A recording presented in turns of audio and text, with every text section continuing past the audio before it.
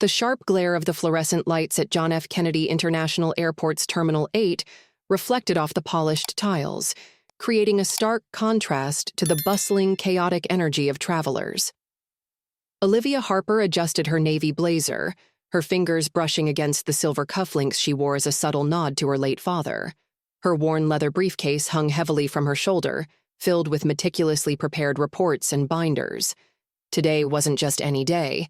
It was her chance to secure the deal that could elevate her from a regional manager to the head of corporate strategy, a leap she'd been pursuing for years. Final boarding call for Flight 137 to Atlanta. A voice crackled over the intercom. The announcement sliced through the hum of conversations, distant cell phone chimes, and the rolling wheels of carry-ons. Olivia glanced at her watch. 4:47 p.m. The time was tight, but still within the margins of her perfectly calculated schedule. As she navigated through the crowd, Olivia's gaze darted to a family of 5 blocking the walkway, the parents distractedly trying to corral 3 excitable children who were weaving in and out of the foot traffic. Their laughter rang out, carefree and loud, jarring her concentration. She sidestepped them with a practiced motion, her mouth tightening into a thin line. There was no room for delays, not today. At the gate, Olivia handed her first-class boarding pass to a cheerful attendant who greeted her warmly. "Have a wonderful flight, Ms. Harper." Her perfunctory nod was the only acknowledgement she gave before striding down the jet bridge. She didn't notice the attendant's momentary falter, the kindness in her voice landing unreciprocated. Olivia's mind was already 3 steps ahead, mentally rehearsing her pitch for the $1 million proposal waiting in her briefcase. The warm greetings from the flight attendants faded into background noise as she located her seat, 3A. She placed her briefcase in the overhead bin, arranging it with precision to ensure her laptop was in easy reach. Every movement was measured, deliberate, a reflection of the discipline she demanded of herself. Just as Olivia lowered herself into the plush first-class seat, a soft, melodic voice interrupted her focus. "Oh, pardon me, dear. I think this is my seat, 3B, the voice said with an apologetic lilt.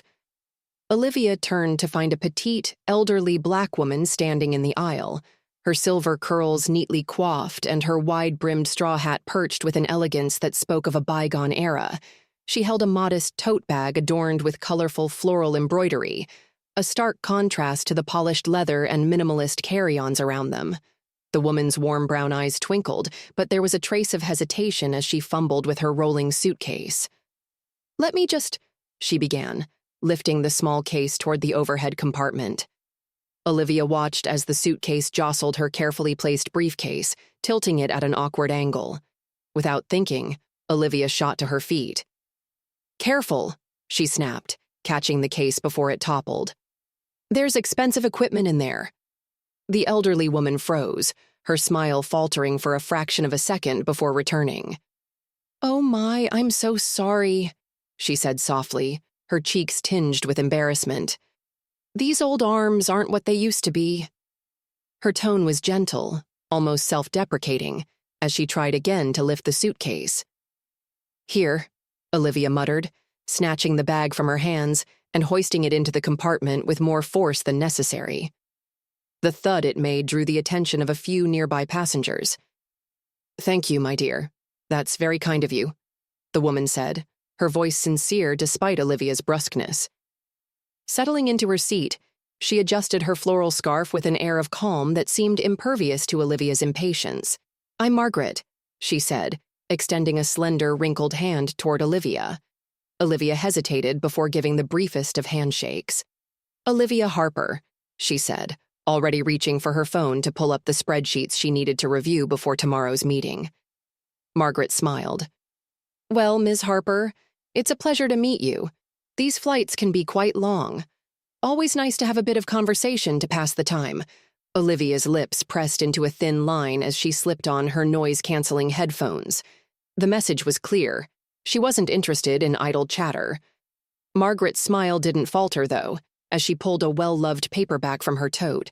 The engines hummed to life as the plane began its taxi to the runway. Olivia's fingers flew across her laptop keyboard, her thoughts consumed with projections, margins, and contingencies. The soft murmurs of passengers faded into the background, replaced by the quiet symphony of productivity. As the plane climbed steadily into the sky, Olivia remained engrossed in her work. The glow of her laptop screen illuminated her face, the charts and figures on display serving as both her focus and her shield from the world around her. The seatbelt sign blinked off, but her seatmate, Margaret, didn't unbuckle her belt. "You know," Margaret began, her voice carrying a lightness that somehow cut through Olivia's mental fog. "I was just in Charleston. Beautiful city. I'd never been before." Olivia's fingers paused on the keyboard for a fraction of a second before resuming their rhythm. She didn't respond. "They have the most wonderful food there, shrimp and grits, biscuits that practically melt in your mouth. I even took a cooking class. Can you imagine?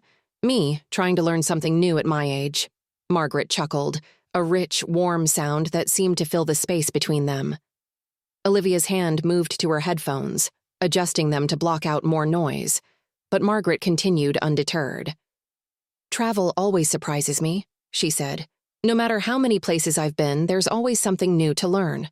People to meet, stories to hear. Just yesterday, I met this young woman volunteering at a community center. She reminded me so much of my granddaughter, strong, determined, full of life." Margaret glanced at Olivia, her eyes softening. "You remind me of her too, actually." Olivia stiffened slightly, her posture becoming even straighter.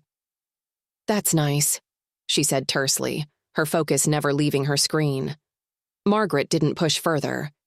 Instead, she opened her book and began to read, the pages whispering softly as she turned them.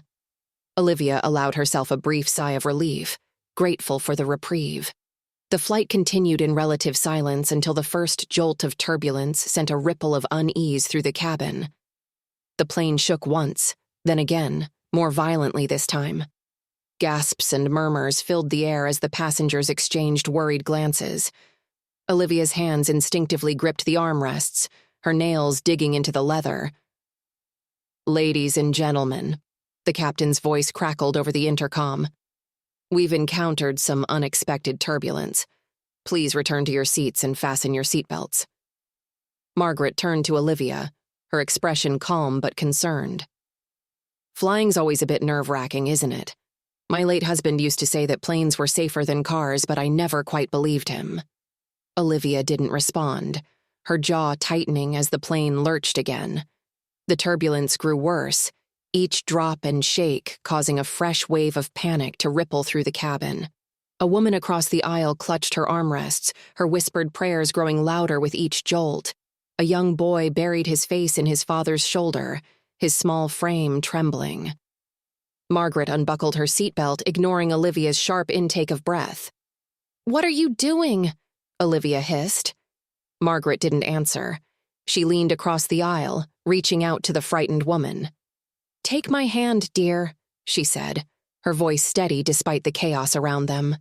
The woman hesitated, her tear-streaked face frozen in fear. "Come now," Margaret coaxed gently. "We'll get through this together. Just hold on to me." The woman's hand shot out, grabbing Margaret's as if it were a lifeline. "What's your name, sweetheart?" Margaret asked, her tone soothing. "Lisa," the woman choked out. "Well, Lisa," Margaret said, giving her hand a reassuring squeeze. "We're going to take some deep breaths together. In through the nose, out through the mouth, just like that. Good girl." Olivia watched the exchange out of the corner of her eye, her chest tightening. Margaret's calm, steady demeanor stood in stark contrast to her own rigid posture and clenched jaw. The plane jolted again, harder this time, and Olivia's laptop slid off the tray table, hitting the floor with a sharp crack. She swore under her breath, leaning down to retrieve it, but her movements were stiff, her hands shaking. Margaret glanced over. "Are you all right, dear?" "I'm fine," Olivia snapped, her tone sharper than she intended. Margaret studied her for a moment, her warm gaze unyielding. "Sometimes," she said softly, "we hold on too tightly to things that don't really matter. Letting go can be the hardest, but also the most freeing." Olivia didn't respond, but Margaret's words lingered in the air between them, heavier than the turbulence that had finally begun to subside. The turbulence faded into a gentle hum as the plane steadied, its path smoothing out over the cottony expanse of clouds. The cabin returned to its usual rhythm, but an undercurrent of unease lingered. Olivia sat rigid in her seat, her mind replaying Margaret's words. Letting go. It wasn't a concept Olivia entertained often. Her life was built on structure, control, and meticulous planning.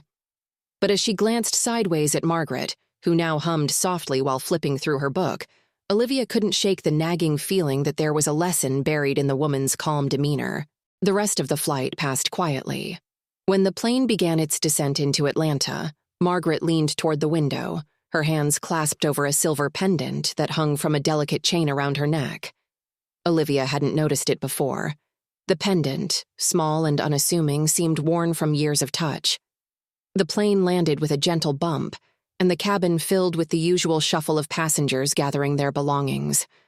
Olivia stood, reaching for her briefcase, but paused as she watched Margaret carefully place her paperback into her tote. "Do you need help with your bag?" Olivia asked, the words escaping before she had time to second-guess them. Margaret looked up, her expression lighting with surprise. "That's very kind of you, dear, but I've got it." As they exited the plane, Margaret moved at a slower pace, her steps deliberate but unhurried. Olivia trailed behind, her own pace slowing to match the older woman's. The bustling energy of the terminal enveloped them as they emerged into the main concourse. Margaret suddenly paused, her hand flying to her chest. Her breath hitched, and her knees buckled. "Margaret!" Olivia exclaimed, rushing forward as the older woman collapsed to the floor. The sound of Margaret's body hitting the polished tiles drew immediate attention. A man, who looked to be in his mid-40s, pushed through the growing crowd, his face a mask of panic. "Mom!" he cried, dropping to his knees beside her. "Mom, can you hear me?" Margaret's eyes fluttered open, her face pale and strained. "James," she murmured, her voice barely audible. James gripped her hand tightly. "Don't try to talk, Mom. Help is on the way." Olivia's heart pounded as she fumbled for her phone, dialing 911 and relaying their location to the dispatcher. The seconds stretched into what felt like hours before a team of paramedics arrived, their orange uniforms cutting through the sea of concerned faces. Margaret was lifted onto a stretcher, her frail frame dwarfed by the equipment surrounding her. James followed closely as the paramedics wheeled her toward the terminal exit. Olivia hesitated, her briefcase feeling impossibly heavy in her hand. The logical part of her mind screamed at her to stay on schedule, to focus on the meeting that awaited her. But another voice, a quieter, insistent one, urged her to follow. Before she could talk herself out of it, Olivia found herself walking after them, her heels clicking against the cold tile floor. The hospital waiting room was a far cry from the sterile, businesslike environments Olivia was accustomed to.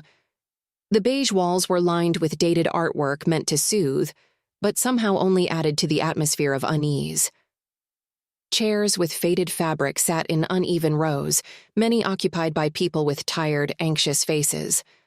A faint smell of disinfectant lingered in the air, mingling with the muted sounds of a daytime talk show playing on an ancient wall-mounted TV. Olivia stood just inside the automatic doors, clutching her briefcase tightly.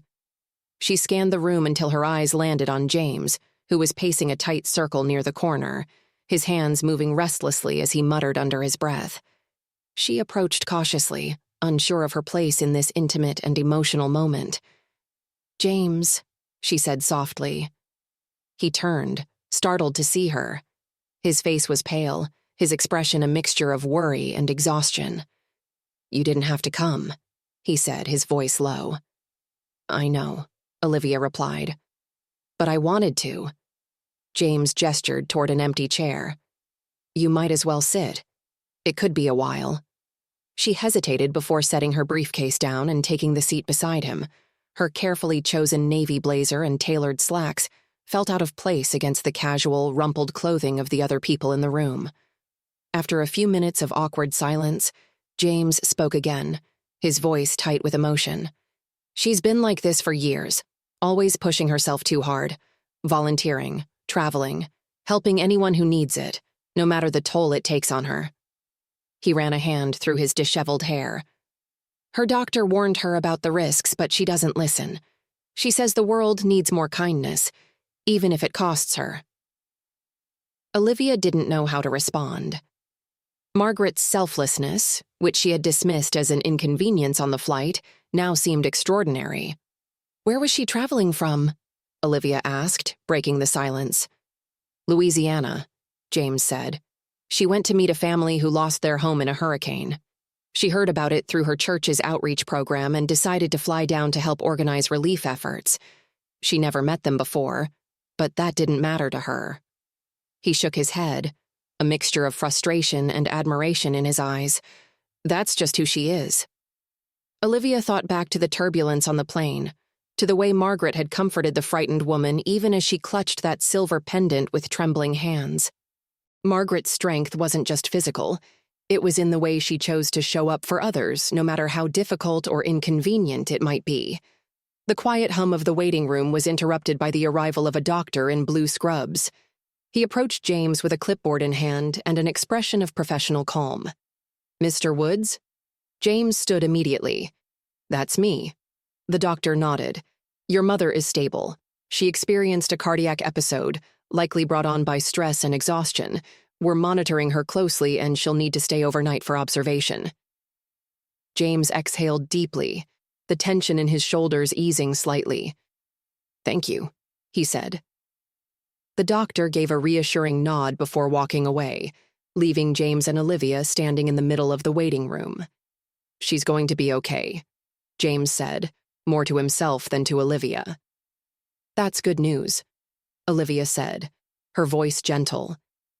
James turned to her, his eyes searching hers. "Why did you come here?" Olivia hesitated, unsure of how to articulate the pull that had brought her to the hospital. "I don't know," she admitted. "I guess I felt like I owed her something, for the way I acted on the plane."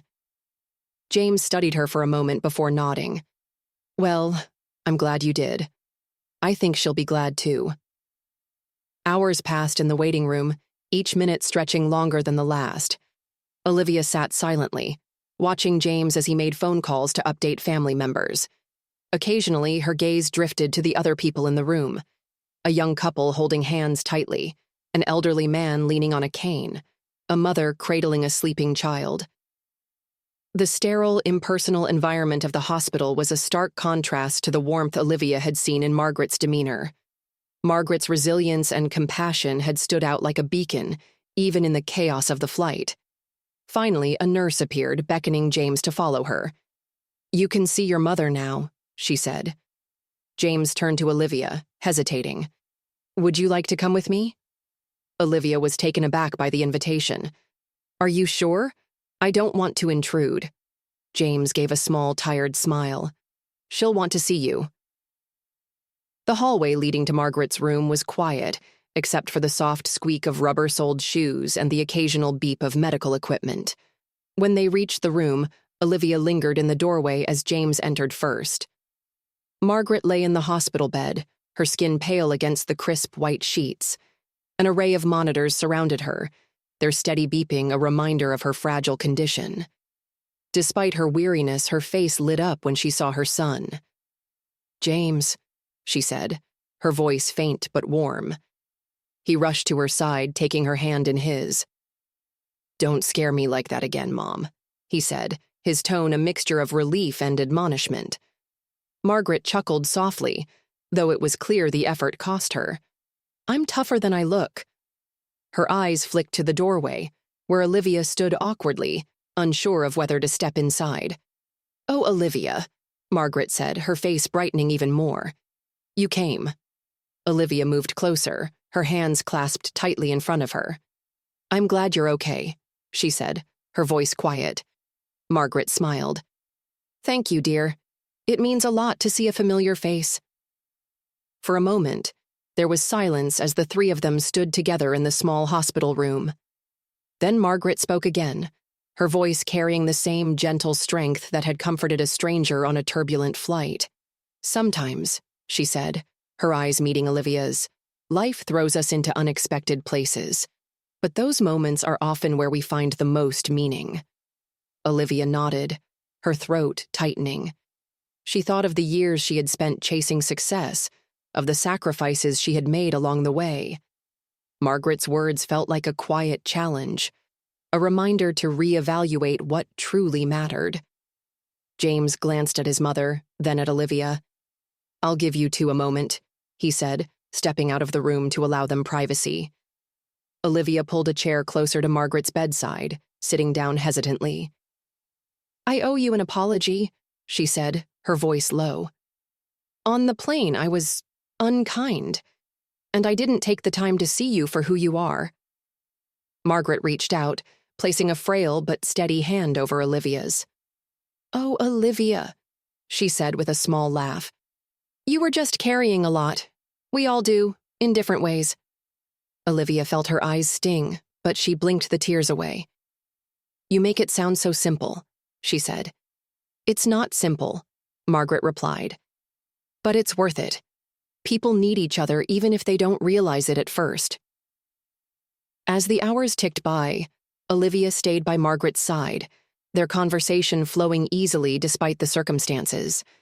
Margaret shared stories of her travels, of the people she had met and the lives she had touched. Olivia found herself captivated, her usual guarded demeanor softening in the presence of the older woman's warmth and wisdom. "Your work must keep you busy," Margaret said at one point, her eyes studying Olivia with gentle curiosity. "It does," Olivia admitted. "Too busy sometimes, but it feels like I can't stop, you know? Like if I slow down, everything will fall apart." Margaret nodded, her expression thoughtful. "I used to feel that way too," she said, "but then I realized that the world doesn't crumble when we take a step back. Sometimes it even gets a little brighter when we let others in." The words lingered in Olivia's mind long after she left the hospital that evening. She drove to her hotel in silence, her briefcase sitting unopened in the passenger seat. For the first time in years, she didn't feel the urge to check her emails or review her notes. Instead, she sat on the edge of the bed, staring out the window at the city lights, her thoughts a swirling mix of reflection and regret. The next morning, Olivia arrived at her meeting on time, but with a different perspective. Her presentation went smoothly, but she found herself less concerned with the outcome than she had anticipated. Her mind kept drifting back to Margaret, to the quiet strength and kindness that had made such an impact in such a short time. After the meeting, Olivia sat in her car, staring at her phone. The instinct to dive back into her work was strong, but another thought pushed its way forward. She scrolled through her contacts until she found the number she hadn't called in over a year. "Hi, Mom," she said when the call connected. Her voice wavered slightly, but she pressed on. "It's me. I was just thinking about you and wanted to check in." The surprise in her mother's voice was palpable, but it quickly gave way to warmth. "Olivia, it's so good to hear from you. How are you?" As they talked, Olivia felt something inside her shift, a loosening of the tension she had carried for so long. For the first time in years, she allowed herself to be present, to connect. Days later, Olivia received a message from James. "Mom wanted me to thank you again for being there." It read, "She says she hopes you're finding the peace you deserve." Olivia stared at the message for a long time before responding. "Tell her she's the one who taught me where to look for it." She put her phone down, a small smile playing at the corners of her lips. Margaret's words echoed in her mind. Sometimes life throws us into unexpected places. For Olivia, those words now felt like both a truth and a promise. The doctor's voice hung in the air like a weight, the words sinking into the silence between James and Steve.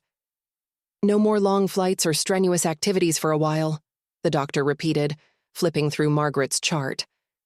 "We need to prevent any additional strain on her heart." James let out a heavy sigh, running a hand through his already disheveled hair. Worry lines creased his forehead as he absorbed the instructions.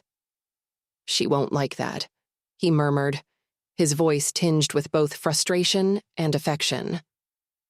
Sitting still isn't really her style. She's always been the one taking care of others. Steve, who had been standing silently nearby, cleared his throat. The sound felt foreign in the otherwise quiet room, but what came next felt even more unfamiliar. "Is there anything I can do to help?" The question surprised even him. The words felt awkward, like a new suit that didn't quite fit, but something about offering them felt right. James looked at him, his expression softening slightly, as if he were seeing Steve in a new light for the first time. After a pause, he nodded. "Thanks. I think we could both use the support." The doctor excused himself, leaving the two men standing by the window. The morning sun streamed through the glass, casting warm patterns on the worn tile floor. They took seats in adjacent chairs, the silence between them carrying a weight of shared concern rather than awkwardness.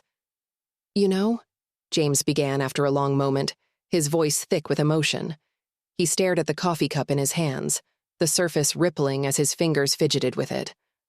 "Mom was only 40 when Dad died. I was just a kid. Everyone expected her to fall apart, but she did the opposite." He smiled faintly, though his eyes remained distant. She threw herself into helping others, said it was the best way to heal her own heart. That's what kept her going. Steve leaned forward slightly, drawn in by James's words. "That must have been hard. For both of you," he said quietly. "It was," James admitted, his gaze still fixed on his coffee. "But she made it look easy. She raised me alone, worked full-time, and still found time to volunteer at shelters, visit sick kids, organize food drives, never complained once. Even on her hardest days, she'd find a way to make someone else smile." Steve felt a pang of guilt, his thoughts drifting back to the plane. He remembered the irritation he'd felt sitting next to Eleanor, oblivious to the remarkable woman she was. Compared to her, his priorities now seemed trivial, hollow. James's voice brought him back. "Last week, she flew across the country because she heard about a family who lost their daughter. Didn't know them at all, just read about it online and decided they needed someone." He shook his head, a mix of pride and worry on his face. "That's just who she is. Always putting others first, even when it costs her." Steve was silent for a moment, the weight of James's words sinking in. Finally, he looked at him. "Would you like to get some coffee?" he offered, gesturing toward the cafeteria. "You look like you could use a break. Maybe something to eat, too." James hesitated, exhaustion written across his face, but after a beat, he nodded. "Yeah, that would be good. Thanks. I could definitely use the caffeine." Steve and James walked toward the hospital cafeteria, their footsteps echoing in the quiet corridor. The sterile air smelled faintly of antiseptic and coffee, a combination that felt oddly comforting. The morning light streamed through tall windows, casting long, angular shadows ahead of them. As they entered the cafeteria, Steve noticed how quiet it was at this early hour. A few nurses in scrubs sat at a corner table, their hushed conversation punctuated by occasional laughter. The vending machines hummed softly in the background, their mechanical whir a backdrop to the scene. Steve grabbed 2 coffees while James selected a bagel from the counter. They settled into a table near the windows, the sunlight creating faint halos around their cups.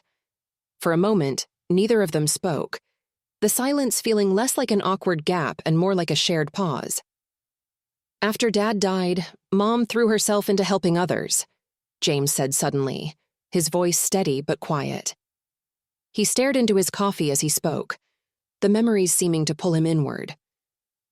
"At first it was small stuff, cooking meals for sick neighbors, organizing clothing drives, but it grew into something bigger." Steve leaned forward slightly, genuinely curious. "Bigger how?" "She started traveling to disaster areas, helping families rebuild after floods, fires, tornadoes, wherever people needed hope," James explained, his voice softening with a mix of pride and sadness. "That's what brought her to LA this time. A family lost everything in the wildfires. She didn't know them, but she couldn't ignore their story." Steve nodded, taking a long sip of his coffee. He thought back to the plane, to how easily he'd dismissed Eleanor's presence as an inconvenience, Now, learning about the extraordinary depth of her compassion, he felt the familiar sting of regret creeping in. Must have been hard growing up with her gone so much, Steve ventured cautiously, studying James's face for a reaction. James shook his head emphatically. That's the thing about Mom, he said with a faint smile. She always made sure I knew I came first. She worked 3 jobs when I was a kid, but she never missed a single baseball game or school play. His eyes grew distant as he spoke, the memories flooding back. She taught me that true strength isn't about power or money. It's about showing up for people, being there when it matters most. The words hit Steve like a blow, forcing him to confront his own choices. He thought about the years he'd spent climbing the corporate ladder, sacrificing relationships for success. The calls he hadn't returned, the holidays he'd skipped, the father he'd left behind. I haven't shown up for anyone in years, Steve admitted quietly, his voice laced with an emotion he hadn't expected. Especially my father.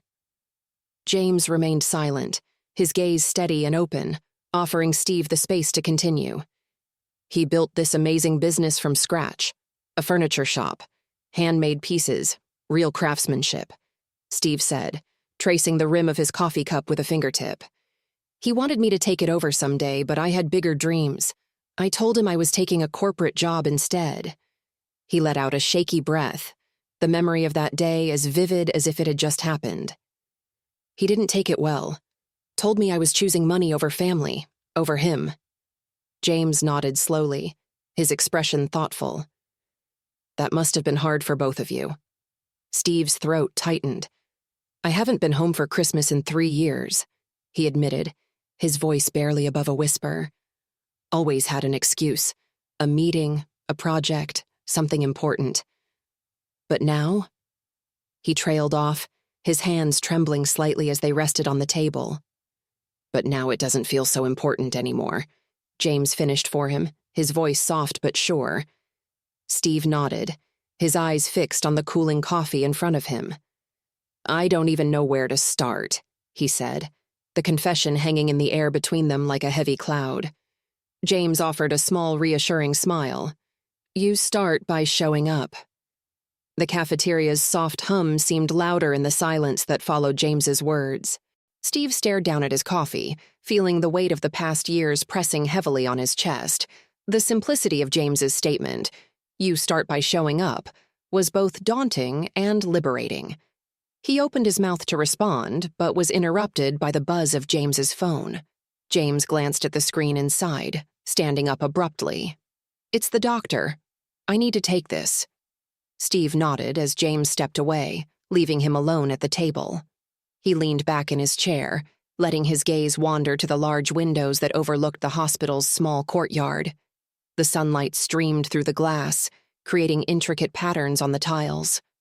For a moment, the warmth of the sun felt comforting, but it quickly gave way to the familiar gnawing guilt that had taken root inside him. He pulled out his own phone, scrolling aimlessly through his contacts until he reached his father's name. It was still there, untouched since the last terse conversation they'd had. His thumb hovered over the number, a part of him wanting to press the call button, while another part recoiled at the thought of reopening old wounds. With a frustrated sigh, he locked the phone and slid it back into his pocket. Not here. Not now, he muttered under his breath, though the excuse sounded hollow even to himself. When James returned, he looked more tense than before. The doctor wants to run more tests, he said, his voice tight. There are some irregularities they're concerned about. Steve stood immediately, his own concerns momentarily set aside. Do you want me to come with you? James hesitated for a moment, then nodded. Yeah, I could use the company. They made their way back to Eleanor's room, the silence between them heavy, but not uncomfortable. When they arrived, Eleanor was propped up against a mountain of pillows, her silver hair glowing faintly in the afternoon light. Despite her obvious fatigue, she greeted them with a warm smile. Back so soon? She teased gently, her voice still holding its characteristic warmth. James sat by her side, taking her hand in his. "The doctor wants to run some more tests, Mom," he said softly. Eleanor's expression didn't waver. She nodded calmly, squeezing his hand. "Whatever they need to do, sweetheart, I'll be fine." Steve watched the exchange from the doorway, feeling like an outsider to the bond between mother and son. Yet there was no sense of exclusion in Eleanor's demeanor, only a quiet invitation to be part of their circle, no matter how small his role might be. "Steve," Eleanor said, beckoning him into the room.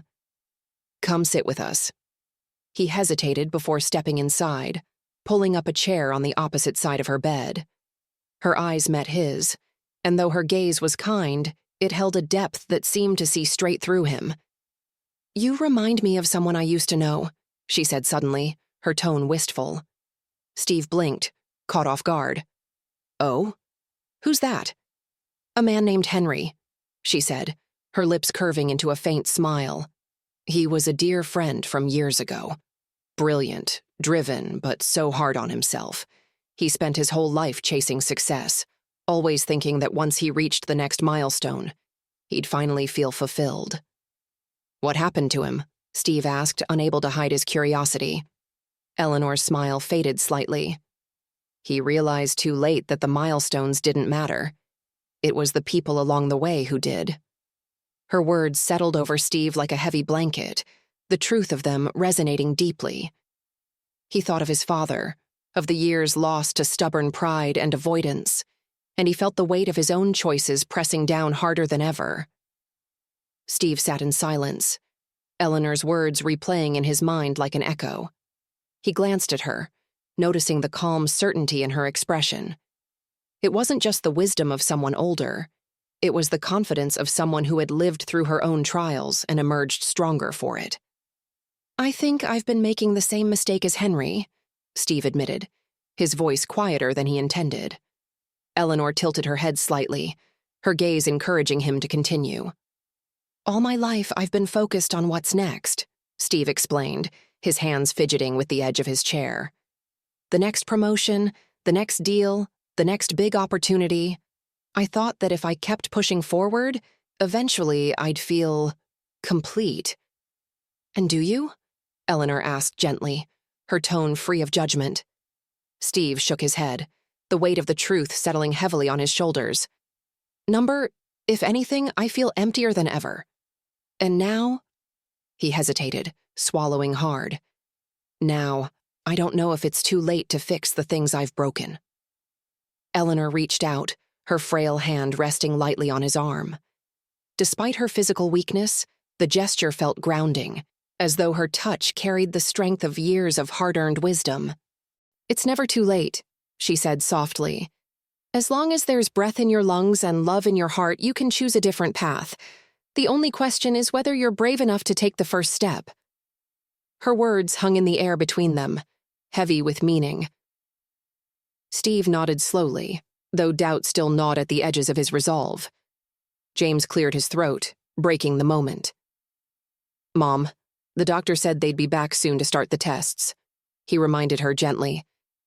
Eleanor gave his hand a reassuring squeeze. "I'm ready, sweetheart. You don't need to worry so much."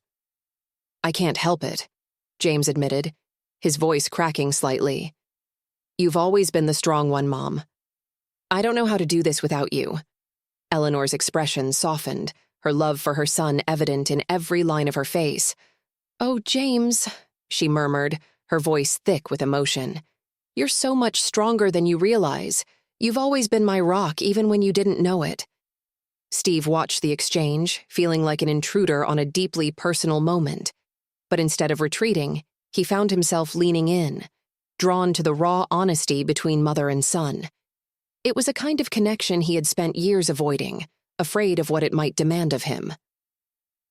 The doctor returned shortly after, a nurse following close behind with a portable machine. "We'll need about 20 minutes to complete the tests," the doctor explained, his tone calm and professional. James and Steve stepped outside to give the medical team space to work. They found themselves in the hallway once again, the hum of hospital activity filling the air around them. James leaned against the wall, his arms crossed tightly over his chest.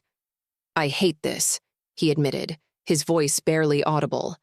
Watching her like this, not knowing what's going to happen. Steve nodded, unsure of how to offer comfort but unwilling to remain silent. "She's strong," he said. "Stronger than anyone I've ever met. And she's lucky to have you by her side." James looked at him, his expression a mix of gratitude and exhaustion. "Thanks," he said simply. They stood there in silence for a while, the weight of the moment binding them together in an unspoken understanding. As they waited in the hallway, the distant beeping of monitors and the quiet murmur of hospital staff filled the space around them. James stared down at his hands, his fingers tracing the grooves of his wedding band, a ring he still wore, even though his divorce had been finalized years ago. "She always says I'm her rock," James said suddenly, breaking the silence. "But the truth is, I've leaned on her more than I'd like to admit. When my marriage fell apart, when my job went sideways, even when I doubted myself as a father, she was always there, steady as ever." Steve listened, his arms crossed as he leaned against the wall. "It sounds like she's given you a lot," he said carefully. James nodded, a faint smile tugging at the corners of his mouth. "She has, but I've never really told her how much it's meant to me. I keep thinking there'll be time for that later, but now—" His voice trailed off, thick with emotion. Steve's chest tightened as he heard James's words, recognizing his own regrets mirrored in them. He thought about the call to his father earlier that morning, the anger and bitterness that had filled the brief conversation. Maybe it's too late for me, he thought, the weight of that possibility settling heavily in his mind. "You know," Steve began hesitantly, "my dad always used to say that family was the only thing that really mattered. I didn't believe him when I was younger.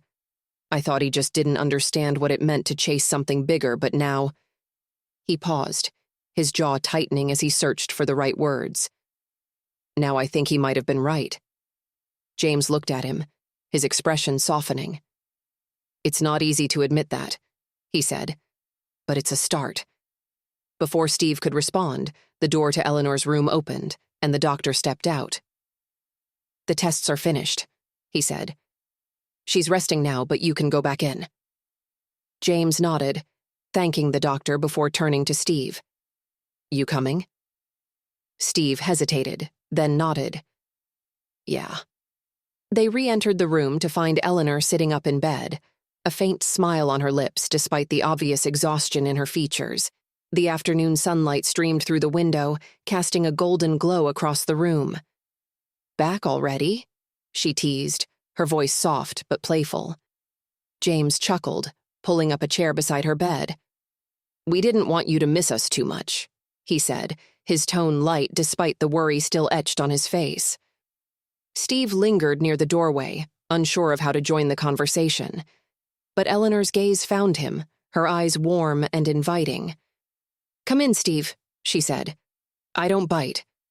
He stepped forward, pulling up a chair on the opposite side of her bed. "How are you feeling?" he asked, the question genuine.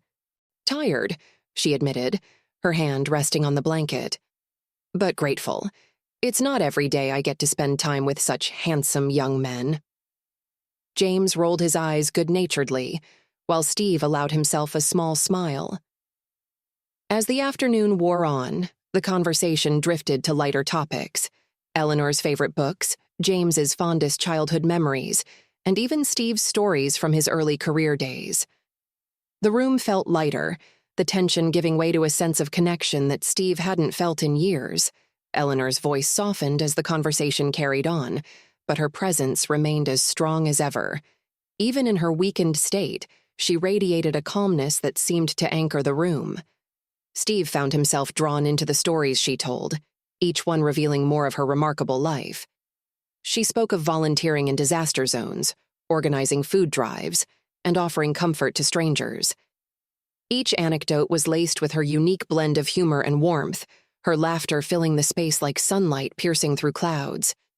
James leaned back in his chair, watching his mother with an expression that mixed pride and quiet concern. Steve caught the look and felt a pang in his chest. He thought of his father, of how much time had slipped away between them. He thought of the tension in their last conversation, the anger that still lingered, and the weight of words left unsaid. "Eleanor," Steve said suddenly, his voice cutting through the gentle hum of the conversation. She turned to him, her eyes bright with curiosity. "Yes, dear?" Steve hesitated, unsure of how to phrase what he wanted to say. Finally, he blurted out, "How do you do it? How do you find the strength to keep giving so much of yourself to others?" Eleanor tilted her head, considering the question. "That's a good one," she said, a small smile playing on her lips. She glanced at James, then back at Steve. "I suppose the answer is that it's not really about strength. It's about choice." Steve frowned slightly, unsure of what she meant. "Choice?" "Yes," Eleanor said. "Every day we get to choose who we want to be.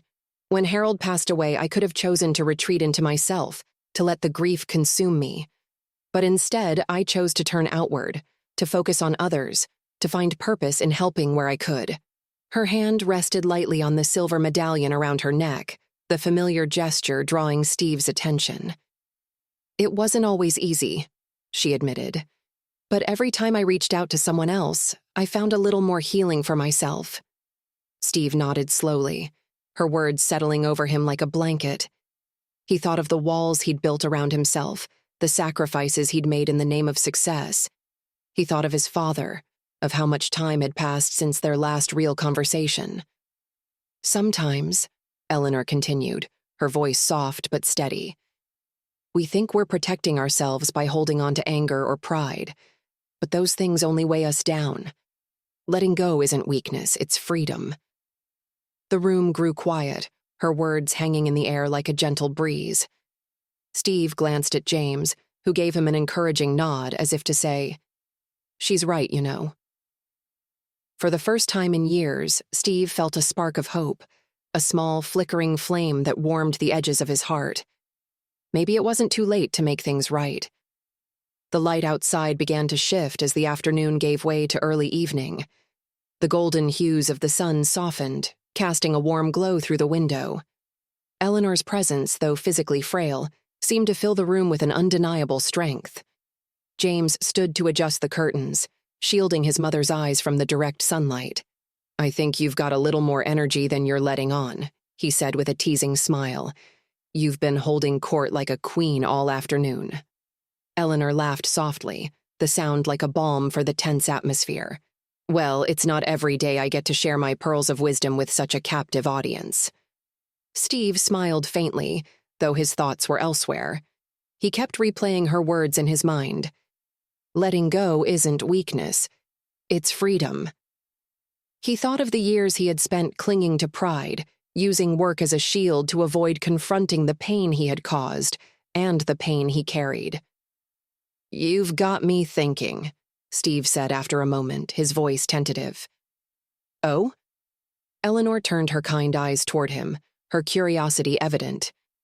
"About what it means to really let go. To try to fix things that feel broken." He hesitated, glancing down at his hands.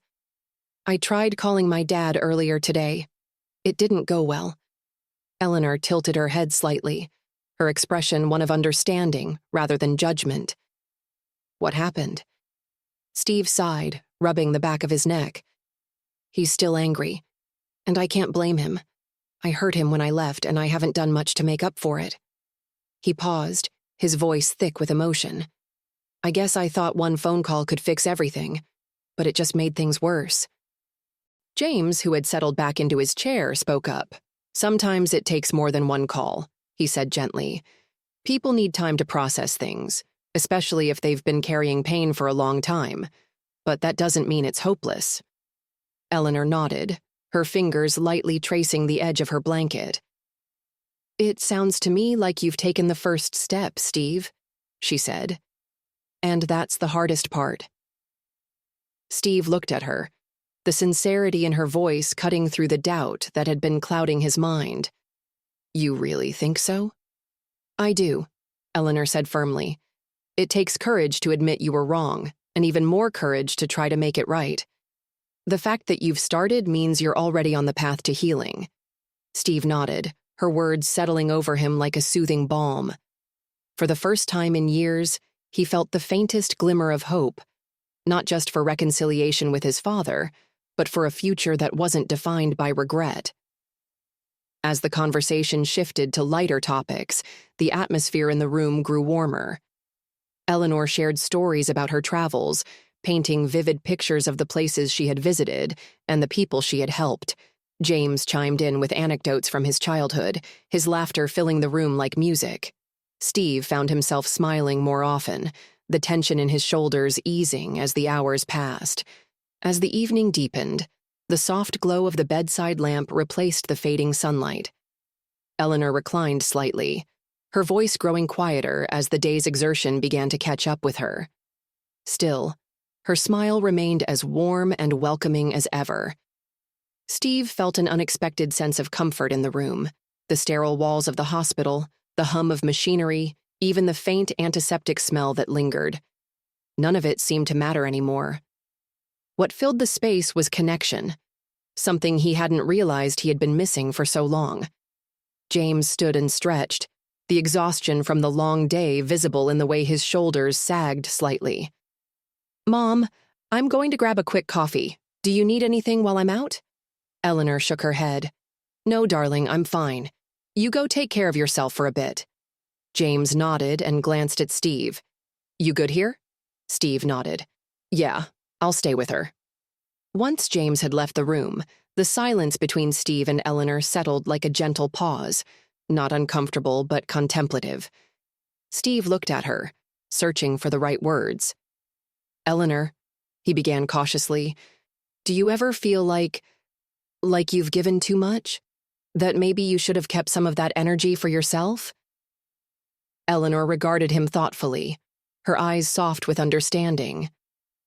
"I suppose there have been moments," she admitted. "Times when I felt tired or wondered if I was making a difference, but those moments never lasted long. Because every time I saw someone smile, every time I knew I had eased someone's burden, it filled me up in ways I can't explain." Steve nodded, her words sinking in. "But how do you keep going when it feels like everything's falling apart?" Eleanor's smile deepened, and she reached for her medallion, her fingers brushing its surface. "You focus on one thing at a time," she said. "You find the next small step you can take, no matter how tiny it seems. And you trust that those steps will add up to something meaningful." Her words struck a chord deep within Steve. He thought about his father again, about the rift between them that had grown wider with each passing year. He had always assumed the only way to bridge that gap was with one grand gesture, one perfect moment of reconciliation. But maybe Eleanor was right. Maybe it was about the small steps, the phone calls, the visits, the moments of vulnerability that could rebuild what had been lost. He glanced at her, her tired but peaceful expression filling him with a mix of gratitude and admiration. "Thank you," he said softly, his voice thick with emotion. "For what?" Eleanor asked, her brow furrowing slightly in surprise. "For reminding me what matters," Steve replied. Eleanor's smile returned, and she patted his hand gently. "That's the beauty of life, Steve. It's never too late to start remembering." The door opened, and James returned with a steaming cup of coffee. He glanced between his mother and Steve, sensing the shift in the atmosphere. "Everything okay?" he asked, his tone light but curious. "Better than okay," Eleanor said, her voice warm and reassuring. Steve nodded, a faint smile tugging at the corners of his lips. "Yeah, everything's fine." As the evening wore on, the hospital quieted. The occasional echo of footsteps in the hallway became less frequent, and the rhythmic beeping of the machines in Eleanor's room seemed to take on a soothing cadence. James sat beside his mother, sipping his coffee in thoughtful silence while Steve leaned back in his chair, lost in his own reflections. "I remember when James brought home his first failing grade," Eleanor said suddenly, breaking the silence with a soft chuckle. "Mom?" James groaned, though the corner of his mouth quirked into a reluctant smile. Steve raised an eyebrow, intrigued. "Now this I've got to hear." "Oh, it was a math test," Eleanor said, waving her hand dismissively. James had spent the week before playing baseball with his friends instead of studying. When he saw that big red F on the paper, he came home in tears, convinced it was the end of the world. James shook his head, chuckling despite himself. "You grounded me for a week," he said, pointing his coffee cup at her. "I did," Eleanor agreed, her eyes twinkling with mischief. "But I also told you that one test didn't define you. It was what you did next that mattered. And look at you now." James smiled softly, the pride in his mother's voice evident. "You always had a way of putting things into perspective," he said. Eleanor turned to Steve, her expression thoughtful. "It's the same with life, you know. We all make mistakes, big ones and small ones. But those mistakes don't define us. What defines us is how we choose to move forward." Steve nodded slowly, her words resonating deeply. He thought about the call to his father earlier that day, the anger and pain that had dominated their conversation. For years, he had let that rift define their relationship, telling himself it was too broken to fix. But maybe Eleanor was right. Maybe the mistake wasn't what mattered. It was what he chose to do now. "Have you always been this wise?" Steve asked, his tone light but sincere. Eleanor laughed, the sound filling the room with warmth. "I've had a lot of practice," she said, "and I've made plenty of mistakes along the way. But every mistake taught me something, and I wouldn't trade those lessons for anything." James glanced at his watch, his expression turning serious. "Mom, it's getting late. You should get some rest." Eleanor nodded, her eyelids growing heavy. "You're right, sweetheart. I think I'll close my eyes for a bit." James and Steve stood, quietly adjusting her blankets and making sure she was comfortable. As her breathing evened out and her features softened in sleep, the two men stepped out into the hallway, their footsteps quiet against the polished floor. They walked in silence for a while, the weight of the day settling over them. When they reached the end of the corridor, James leaned against the wall, crossing his arms over his chest. "She really likes you," he said, glancing at Steve. Steve looked surprised. "Me?" James nodded. "Yeah, she doesn't say much, but when she does, it matters. If she's been talking to you like that, it means she sees something in you." Steve didn't know how to respond. The idea that Eleanor, this incredible woman who had devoted her life to helping others, might see potential in him was both humbling and unsettling. "Honestly," Steve said after a moment, "I don't know if I deserve it." James frowned, studying him. "Why not?" "Because I've spent most of my life focused on myself," Steve admitted. "On my career, my success. I've hurt people, pushed them away. My father, especially." He paused, his voice dropping to a whisper. "I don't even know if he'll ever forgive me." James was quiet for a moment, his expression thoughtful. "Maybe it's not just about him forgiving you," he said. "Maybe it's about you forgiving yourself." Steve blinked, caught off guard by the simplicity and truth of James's words. "Look," James continued, his tone softening. "You can't change the past, but you can decide what to do with the time you've got left. That's what my mom always says, and if she believes you can change, maybe you should believe it too." The hallway fell silent again, the weight of James's words hanging in the air. For the first time in years, Steve felt something shift inside him, an opening, a glimmer of possibility. Steve and James stood in the hallway for a long moment, neither of them speaking as the quiet of the hospital surrounded them.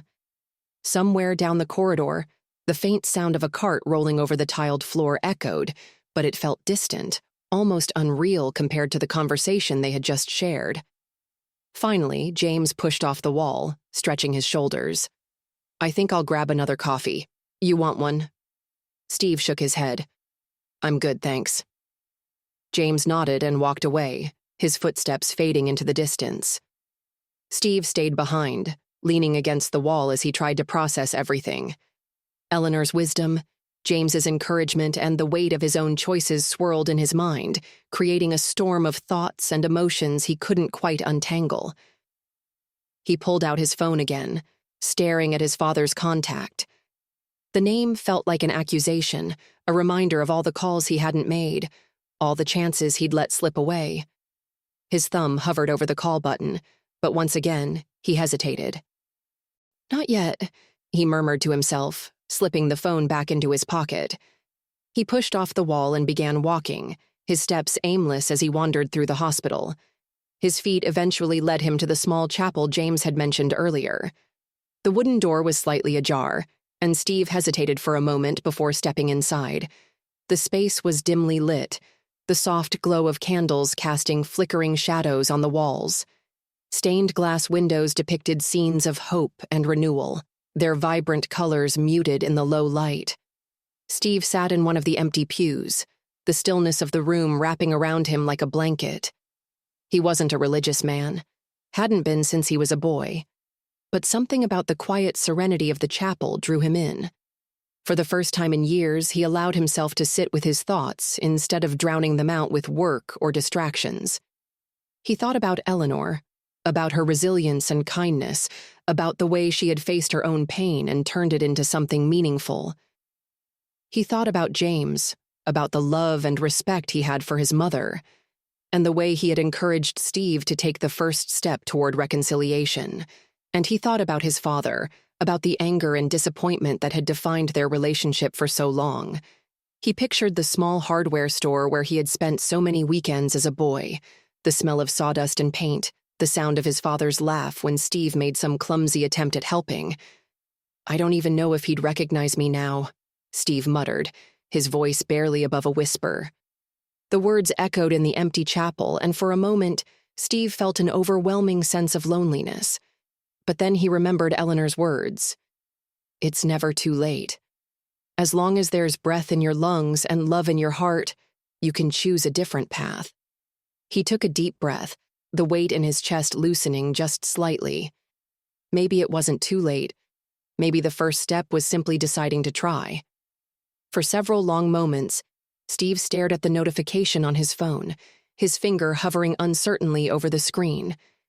The email from his father felt like a fragile thread, a tenuous connection he hadn't dared to hope for. Finally, taking a deep breath, he opened it.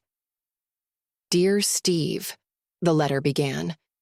"I've written this email 100 times in my head over the years, but pride always held me back. Your call yesterday made me realize I can't keep letting that pride stand between us." Steve's hands trembled slightly as he continued reading, the words pulling him in like a tide. His father's message was raw and unfiltered, describing how watching Steve leave the family business had felt like more than just a professional loss. It had felt like losing a son. "I didn't know how to handle it," the letter admitted. "My disapproval wasn't just about the business. It was rooted in fear. Fear of losing the connection we once shared.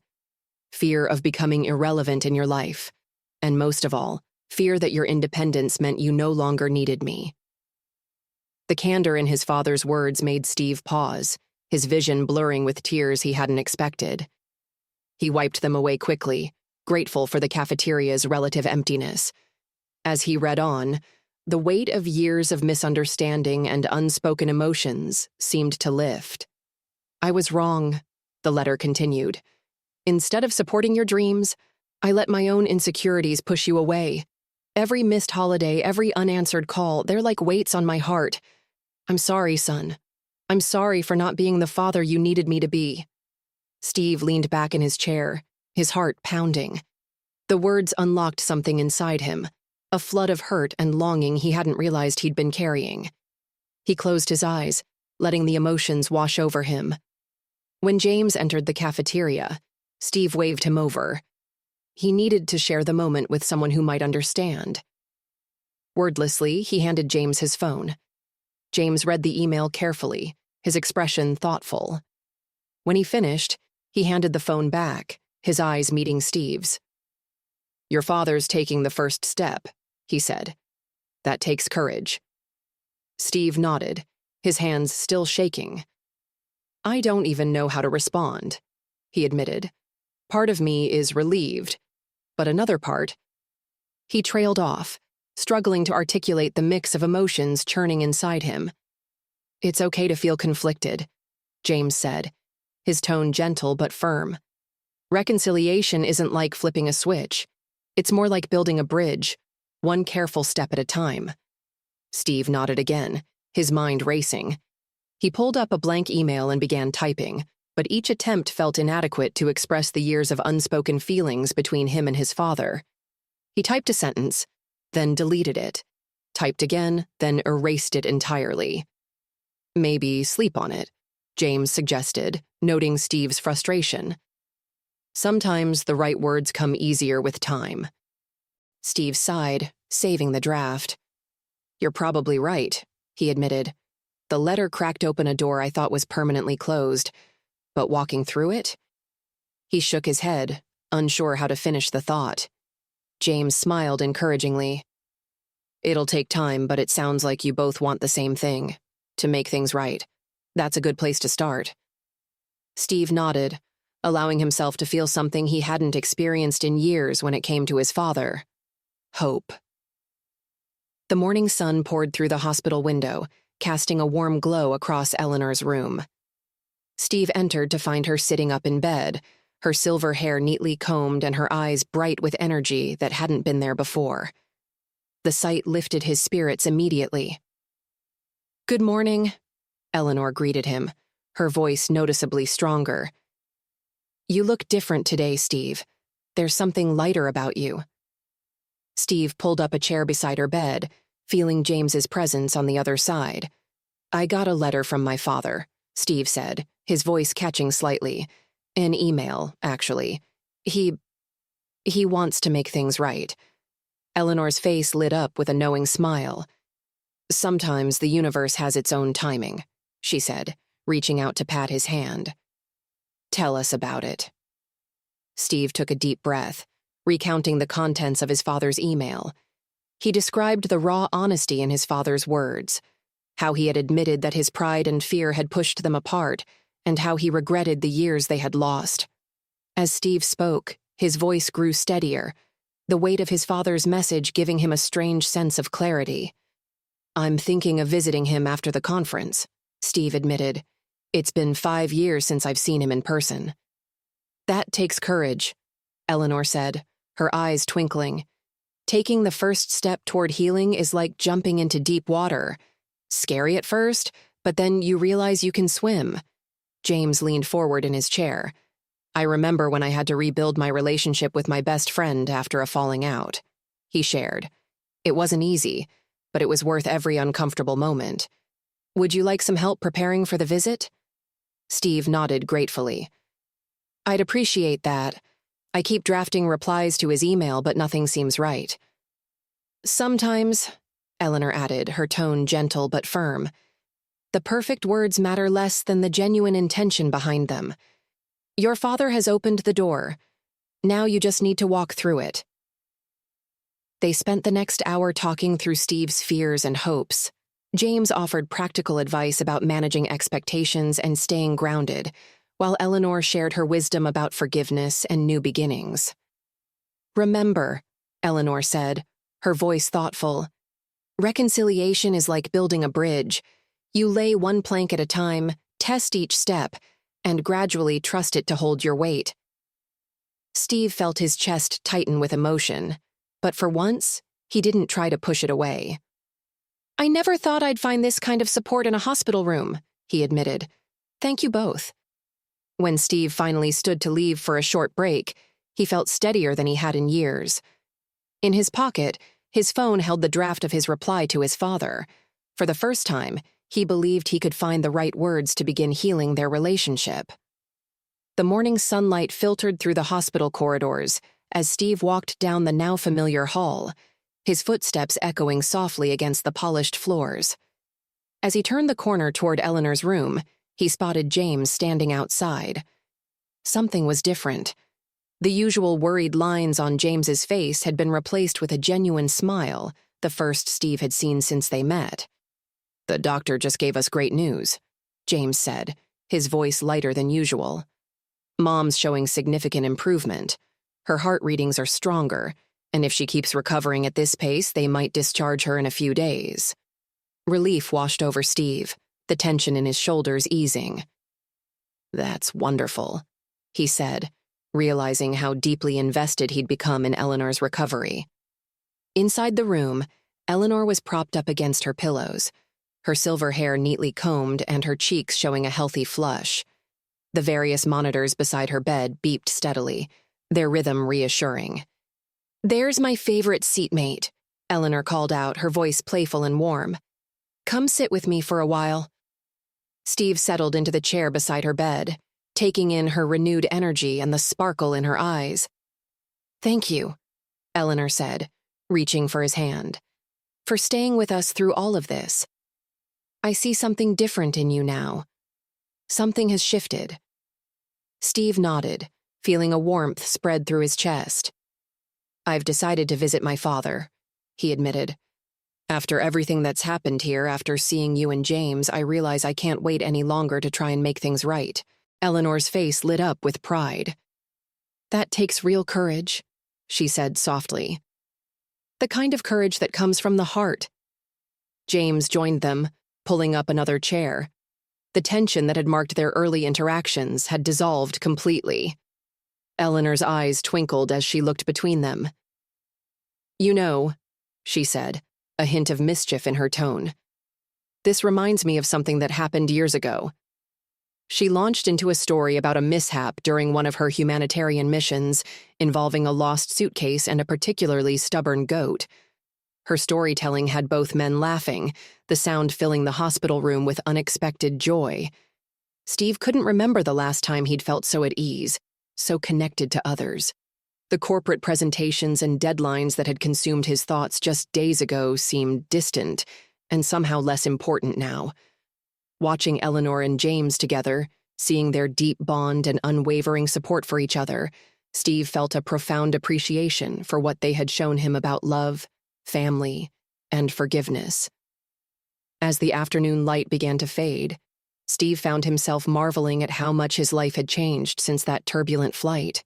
The universe, it seemed, had known exactly what he needed when it seated him next to Eleanor Woods. Steve adjusted his tie as he stepped into the bustling conference center, his polished shoes clicking against the marble floor. The familiar hum of corporate energy filled the air, people in sharp suits hurrying between sessions, the quiet buzz of networking conversations, and the occasional burst of forced laughter. Yet something felt different today. He glanced at his watch. 30 minutes until his presentation. Normally, this would be the time for reviewing slides one last time, mentally rehearsing key points, and channeling his nerves into focus. But instead, Steve found his thoughts drifting back to Eleanor's hospital room and her warm smile despite her condition. "Steve, great to see you," called out Marcus, one of the senior VPs. "Ready for your big moment?" Steve nodded, forcing a smile. "All set." The conference room filled quickly. 200 eager faces looked up at him as he stepped up to the podium. The presentation loaded flawlessly, his opening joke landed well, and his delivery was polished. Everything went as it always did, like clockwork. But as Steve clicked through slides on market penetration and quarterly projections, Eleanor's words echoed in his mind. "Sometimes life throws us around to remind us what matters." He found himself watching the audience more closely than usual. The younger executives, frantically taking notes. The senior managers, nodding along. All of them chasing the same goals he had pursued so single-mindedly for years. Their faces reflected his past self, and for the first time, he felt like an outsider looking in. During the Q&A session, someone asked about work-life balance. Steve gave the standard corporate answer about time management and productivity tools, but internally, he cringed. He thought about James's devotion to Eleanor, about his own father's unanswered calls, about the years of family gatherings he had missed for the sake of meetings and deadlines. When the presentation ended, applause filled the room. Colleagues approached to congratulate him, but their words felt hollow. Steve excused himself and stepped out onto the conference center's terrace, loosening his tie as he gazed out over the San Diego skyline. The sun was bright, and a cool breeze carried the salt smell of the ocean. Around him, other attendees networked over coffee, their conversations peppered with industry jargon that had once felt so important. Now it all seemed superficial, like a play he had performed in for too long without questioning the script. He pulled out his phone, scrolling through emails praising his presentation. Just days ago, these would have filled him with satisfaction. But now, he found himself searching for messages from James instead, wanting to know how Eleanor was doing. Looking back through the glass doors at the conference room, Steve observed his colleagues, ambitious, driven, and laser-focused. He recognized the hunger in their eyes, the same hunger that had defined him for so long. But standing here, he felt like he was watching a foreign film without subtitles, familiar scenes that no longer held the same meaning. The corporate world he had worked so hard to conquer suddenly felt small compared to the depth of Eleanor's quiet wisdom and James's unwavering loyalty. His perfectly crafted PowerPoint slides seemed trivial next to the real human connections he had begun to forge over the past few days.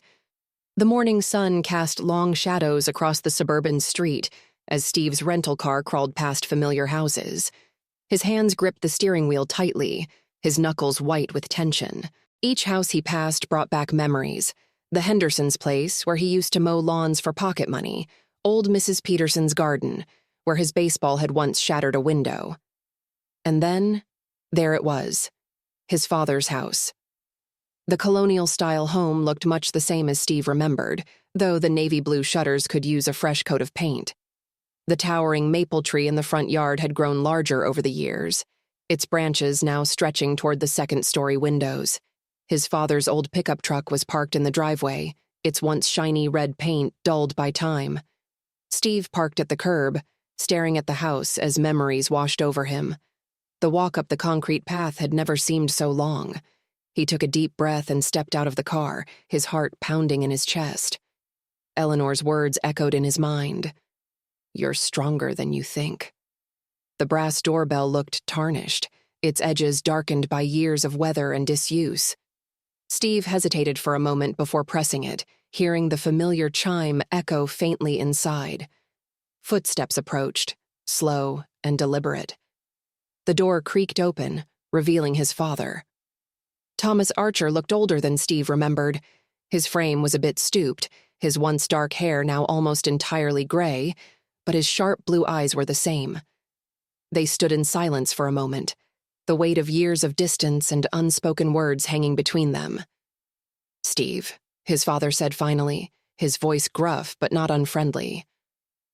"Hi, Dad," Steve replied, his carefully rehearsed speech vanishing as the words caught in his throat.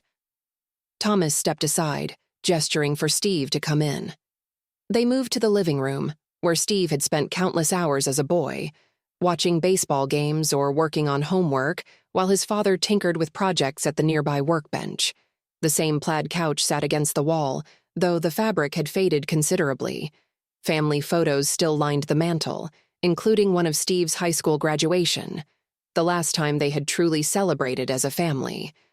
The conversation started haltingly.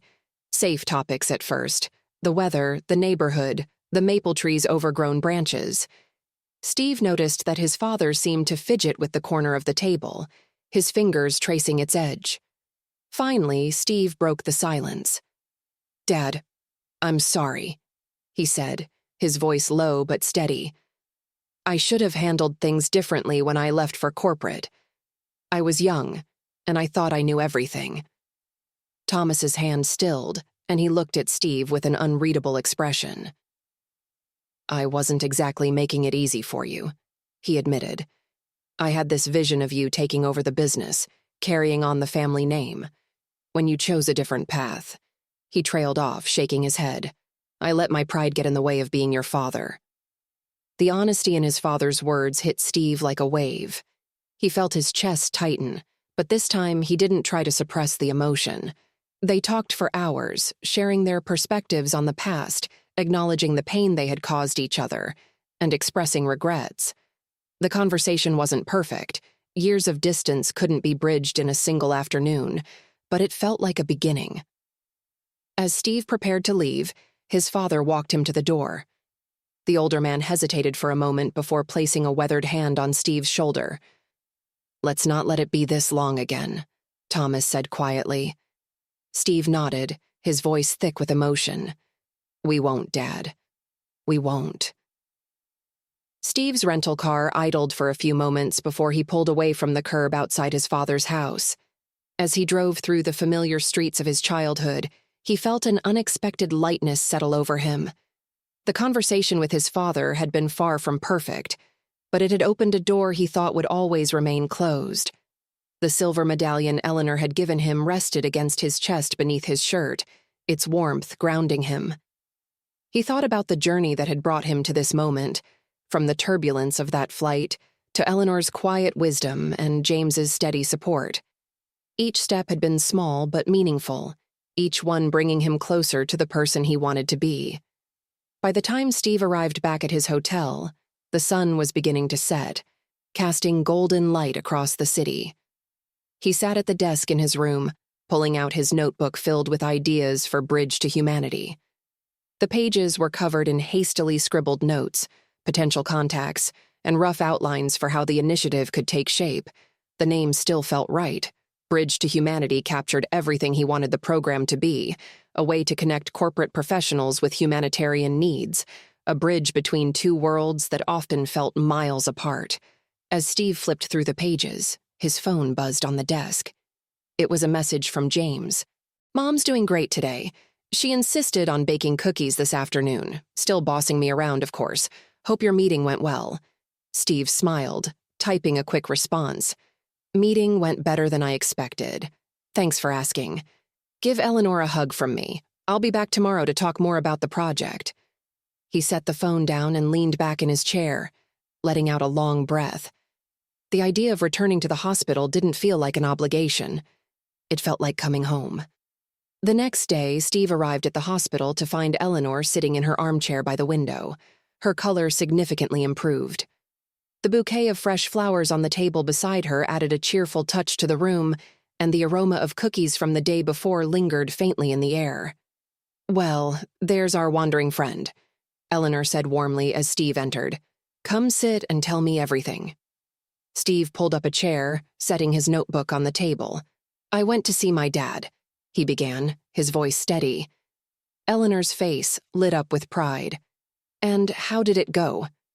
Steve recounted the visit, from the initial awkwardness to the gradual thawing of their conversation. He described how they had shared regrets and acknowledged their mistakes, finally taking the first steps toward rebuilding their relationship.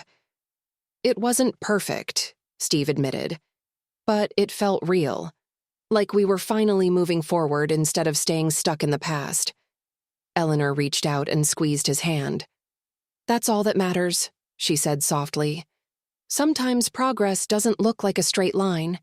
It looks like a few small steps in the right direction." James entered the room carrying a tray with 3 cups of tea. "Did I hear you mention progress?" he asked, setting the tray on the table. Steve nodded. "I've also made progress with the project," he said, pulling out his notebook. "I've started reaching out to my network and the response has been incredible. People want to get involved. They just don't know where to start." James leaned forward, his interest piqued. "What kind of responses have you gotten?" "Several colleagues have already offered their skills," Steve explained. "One friend in marketing wants to help with outreach, and another in accounting is working on a financial framework. I've also started building connections with some of the organizations Eleanor mentioned." Eleanor beamed. "It sounds like the pieces are starting to come together," she said. Steve nodded. "It's all happening faster than I expected, but honestly, I think that's because this feels right. For the first time in years, I'm not just working toward a goal. I'm working toward something that matters." The morning sunlight poured through the hospital room's window as Steve, Eleanor, and James huddled together, brainstorming the next steps for Bridge to Humanity. Steve's notebook was now filled with detailed plans, outreach strategies, initial pilot programs, and a growing list of contacts from both his corporate network and Eleanor's humanitarian connections. James tapped his pen against the table, glancing at one of Steve's sketches for the program's logo. "You know, this could really take off," he said thoughtfully. "Once people see how impactful it can be, I think you'll have no shortage of volunteers or funding." Eleanor smiled warmly, sipping her tea. "It's not just about the volunteers," she said. "It's about building something sustainable, something that can continue long after the first wave of excitement fades." Steve nodded, her words hitting home. "That's exactly what I want," he said. "A bridge that lasts. A way for people to contribute their skills in meaningful ways, even if they can only give a little time." They spent the next few hours refining their ideas, with Eleanor sharing stories from her years of humanitarian work and James offering practical advice about logistics and partnerships. By the time lunch arrived, the room was filled with an infectious energy, their collective excitement making the task ahead feel not just possible but inevitable. As the conversation slowed, Steve leaned back in his chair, a rare sense of contentment washing over him. He looked at Eleanor, who was laughing softly at one of James's jokes, and felt a surge of gratitude. Meeting her had changed the trajectory of his life in ways he hadn't expected, and for the first time in years, he felt like he was exactly where he was supposed to be. Later that afternoon, Steve left the hospital to finalize details for his upcoming flight home. The thought of leaving Eleanor and James behind filled him with a bittersweet sadness, but he knew this wasn't an ending. His mind buzzed with ideas as he packed his suitcase back at the hotel. He had meetings lined up with key corporate partners once he returned to San Diego, and several of his colleagues had already expressed interest in supporting the project. Steve paused as he tucked the silver medallion into his jacket pocket, its familiar weight grounding him. He thought about his father, their recent conversation replaying in his mind. While there was still a long road ahead, he felt hopeful for the first time in years. The medallion seemed to symbolize everything he had learned: resilience, connection, and the courage to take the first step, no matter how daunting it seemed. The day of his departure came quickly. Steve arrived at the hospital early in the morning to say goodbye. He found Eleanor sitting in her favorite chair, a blanket draped over her lap, while James stood by the window, looking out at the rising sun. "There you are," Eleanor said warmly as Steve entered the room. "I was wondering if you were going to sneak off without saying goodbye." "Not a chance," Steve replied, pulling up a chair beside her. They talked for a while, reflecting on the whirlwind of events that had brought them together. Eleanor's voice was filled with pride as she spoke about the transformation she had witnessed in Steve, and James nodded in agreement, his respect for Steve evident. "You've got something special here," Eleanor said, gesturing toward the notebook Steve had placed on the table. "Don't let doubt hold you back. Trust that you're on the right path." Steve nodded, her encouragement fueling his resolve. When it was time to leave, Steve stood, feeling the weight of the moment. He hugged James first, their handshake turning into a firm embrace. "You've got my number," James said. "Don't hesitate to reach out, whether it's about the project or just to talk." "I won't," Steve promised. Finally, he turned to Eleanor, who extended her hands toward him. He knelt beside her chair, taking them gently. "Thank you," Steve said, his voice thick with emotion. "For everything." Eleanor smiled, her eyes shining. "Go build your bridge," she said softly. The drive to the airport was quiet. Steve found himself replaying the events of the past few days in his mind, meeting Eleanor and James, the turbulence that brought them together, and the unexpected conversations that followed. It felt surreal how much had changed in such a short time. The flight back to San Diego was uneventful, but Steve couldn't stop thinking about Eleanor's parting words, "Go build your bridge." He pulled out his notebook mid-flight, flipping through the pages filled with notes and ideas for Bridge to Humanity. Each scribbled detail seemed to hold a piece of the future he was beginning to envision. By the time the plane touched down, Steve felt a renewed sense of purpose. He made his way through the bustling terminal, the noise and energy of the airport oddly comforting. It reminded him of the moment he had first met Eleanor, her gentle smile, her warm presence. He hailed a cab and headed straight to his office, eager to get to work. The idea of stepping back into the corporate world even briefly felt strange after everything he had experienced. But this time, he wasn't returning to chase another promotion or close another deal. He was coming back to lay the foundation for something far more meaningful. Steve's office was quiet when he arrived, the usual hum of activity replaced by the calm stillness of an empty floor. He walked into his corner office, setting his bag down and pulling out his notebook. The view from his window overlooked the city skyline, a sight that had once filled him with ambition. Now, it felt like a reminder of how small his world had been before meeting Eleanor and James. He opened his laptop, typing out an email to his closest colleagues and contacts. Subject: an opportunity to make a real difference. Dear team, I've recently come across an incredible opportunity to connect our professional skills with humanitarian needs. It's called Bridge to Humanity, a program designed to link corporate expertise with nonprofit organizations around the world. I believe this initiative has the potential to make a real impact, and I'd love for you to be part of it. If you're interested, let's schedule a meeting to discuss how we can contribute our skills and resources. Together, we can build something truly meaningful. Best, Steve Archer. He hit send, a sense of anticipation settling over him. The usual anxiety he felt after sending important emails was replaced by a quiet confidence. For once, he wasn't trying to impress anyone. He was inviting them to be part of something bigger. The following weeks were a whirlwind of activity. Steve's colleagues responded with overwhelming enthusiasm, many of them eager to contribute their skills and resources to the project. Meetings were scheduled, partnerships began forming, and the framework for Bridge to Humanity started to take shape. Eleanor and James remained deeply involved, offering guidance and connecting Steve with organizations they had worked with over the years. Video calls became a regular part of their routine, with Eleanor often chiming in with her gentle wisdom and James providing practical advice. "I'm amazed at how quickly this is coming together," Steve admitted during one of their calls. "It's like everything is falling into place." "That's because you're following your heart," Eleanor replied, her smile warm. "When you align your purpose with your actions, the path becomes clearer." James nodded in agreement. "And you've got the right people behind you. That makes all the difference."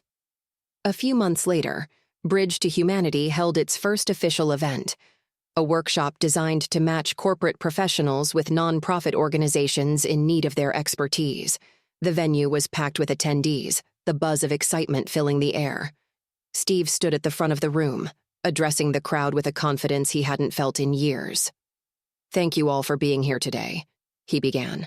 "This program started as an idea during one of the most unexpected moments of my life. It's a reminder that sometimes the smallest encounters can lead to the biggest changes." He paused, glancing down at the silver medallion he now wore every day. "This is about building connections, bridges between worlds that might not seem connected but are more alike than we realize. Together, we have the power to make a real difference." The applause that followed was thunderous, but what stayed with Steve was the sense of purpose in the room, the collective determination to create something meaningful. As the event wound down, Steve received a call from James. "Mom wanted me to tell you she's proud of you," James said, his voice filled with warmth. Steve smiled, the weight of those words settling in his chest. "Tell her I couldn't have done this without her," he replied. "I think she knows," James said.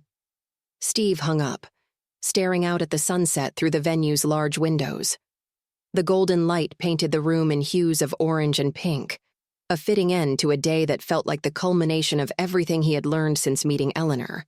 The conference hall buzzed with energy as Steve adjusted his tie and prepared to step onto the stage. The audience was a sea of familiar faces, CEOs, managing directors, and influential business leaders he had worked with over the years. The room hummed with quiet anticipation, the sound of murmured conversations, and the occasional clink of glasses filling the space. As the lights dimmed and the spotlight illuminated the stage, Steve felt the warmth of it on his face. He walked to the podium with purpose, holding the small silver medallion Eleanor had given him beneath his shirt. "A few weeks ago," Steve began, his voice steady but filled with emotion, "I met someone who changed my life. Her name is Eleanor Woods." The audience stilled, their attention focused entirely on him. Steve's fingers brushed the medallion as he spoke, drawing strength from its familiar weight. "She taught me that success isn't measured by profit margins or market share," he continued, his voice growing stronger, "but by the lives we touch and the difference we make. Steve shared Eleanor's story with a reverence that came from deep gratitude. He described her resilience as a widow, her dedication to helping others despite her own struggles, and her unwavering compassion.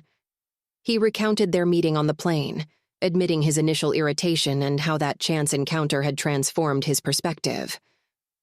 As Steve's words painted vivid pictures of Eleanor's quiet strength and profound wisdom, he watched the audience lean forward in their seats. "Bridge to Humanity isn't just another corporate social responsibility program," Steve said, his tone passionate. "It's a chance for us to use our skills, our resources, and our influence to create real change. Eleanor showed me that every one of us has the power to make a difference. Today, I'm asking you to join me in building these bridges." The presentation shifted to detailed plans for the initiative, how corporate professionals could partner with nonprofit organizations, timelines for implementation, and the support structures that would ensure success. The slides were polished, but it was Steve's conviction that truly resonated with the audience. When he concluded, the room erupted in applause. The sound was deafening, a wave of energy that filled the space and left Steve momentarily breathless. During the networking session that followed, pledge forms quickly filled as attendees committed resources, time, and expertise to the initiative. The enthusiasm was palpable. Executives who were typically guarded in their professional personas openly shared their excitement. One CEO, a poised woman in her 50s, approached Steve with tears in her eyes. "Your speech reminded me of my own mother," she said, signing a substantial pledge. "We get so caught up in the corporate race that we forget what really matters. Thank you for bringing us back to what's important." By the end of the event, Bridge to Humanity had secured enough funding and support to launch its first 3 projects. Steve stood at the podium, watching the last attendees file out, their excited chatter echoing through the hall. He reached for Eleanor's medallion, holding it tightly in his palm. The metal felt warm against his skin, a quiet reminder of the path he had chosen. Back in his home office that evening, Steve sat at his desk, surrounded by photographs from the launch event. The warm glow of his desk lamp illuminated the images. Corporate executives eagerly signing up for volunteer roles, smiling attendees shaking hands, and candid shots of conversations that brimmed with potential. Steve picked up one particularly striking photo, a group shot of volunteers standing together, their faces alight with purpose. He traced the edges of the picture, feeling a surge of pride. He reached for his phone, scrolling through dozens of messages from attendees. "Your story moved me to tears," read one. "I never realized how much impact we could have," said another. Each message reinforced what Steve already felt.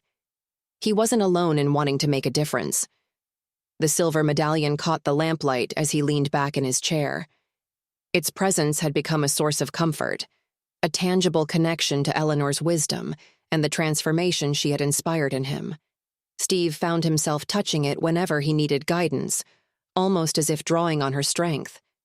Feeling a sudden impulse, Steve dialed his mother's number. The phone rang several times before her voice answered, slightly surprised. "Stephen?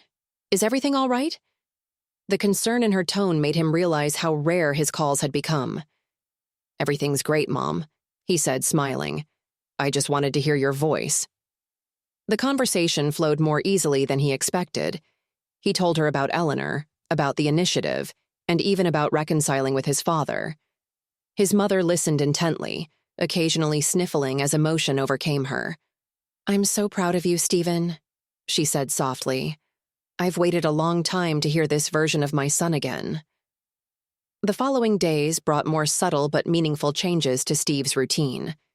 Instead of checking his emails first thing in the morning, he began taking walks in the nearby park.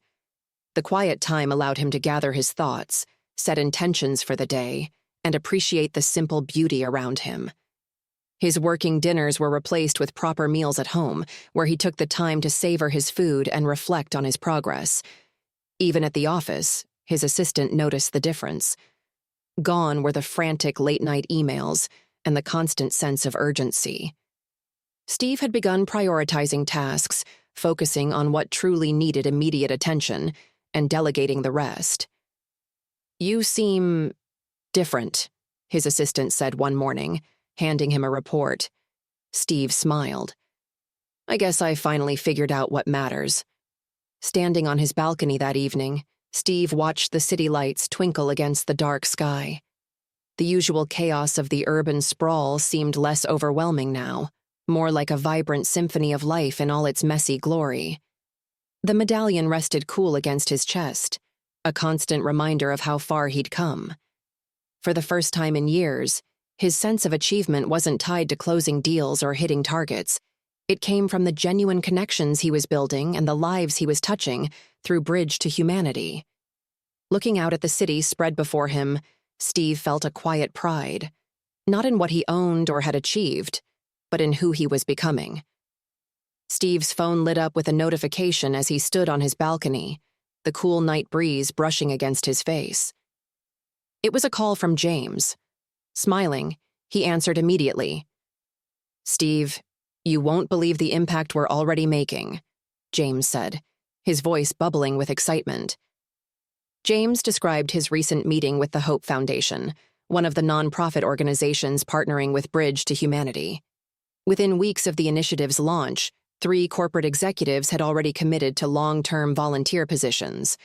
A marketing director had developed a comprehensive social media strategy to boost donor engagement, while a finance executive was restructuring the foundation's budget planning to optimize its resources. "Mom would be so proud," James said, his voice softening with emotion. "The way you've taken her spirit of giving and transformed it into something that connects with the corporate world, it's exactly what she always hoped for." Steve reached for the silver medallion around his neck, feeling its familiar weight. "Your mother showed me what really matters," he replied, his voice heavy with gratitude. He thought back to the flight when he had dismissed Eleanor as an inconvenience, oblivious to the lesson she would teach him about life. "You know," James continued, his tone lighter, "when you first stayed at the hospital, I thought it was just guilt. But you proved me wrong, Steve.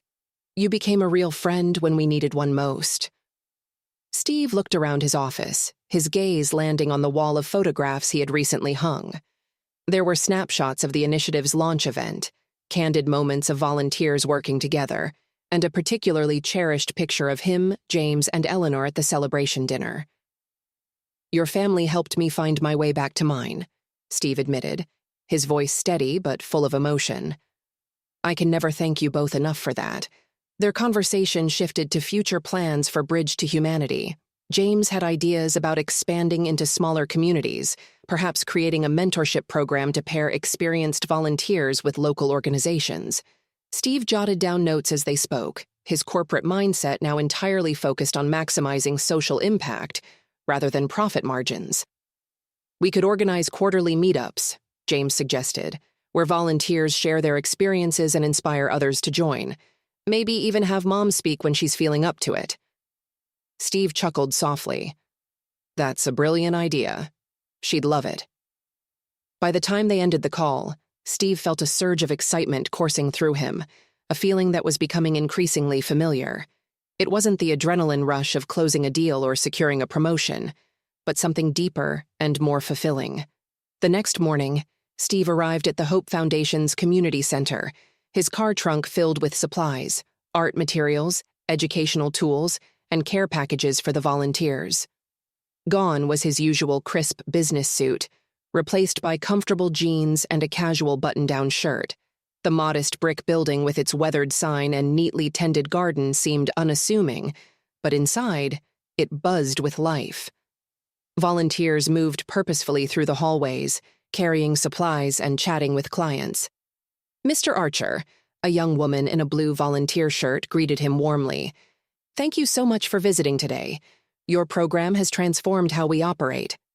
Steve smiled, remembering how different his reactions to people used to be. Just months ago, he might have brushed past with a curt nod, too preoccupied with his own deadlines to stop and engage.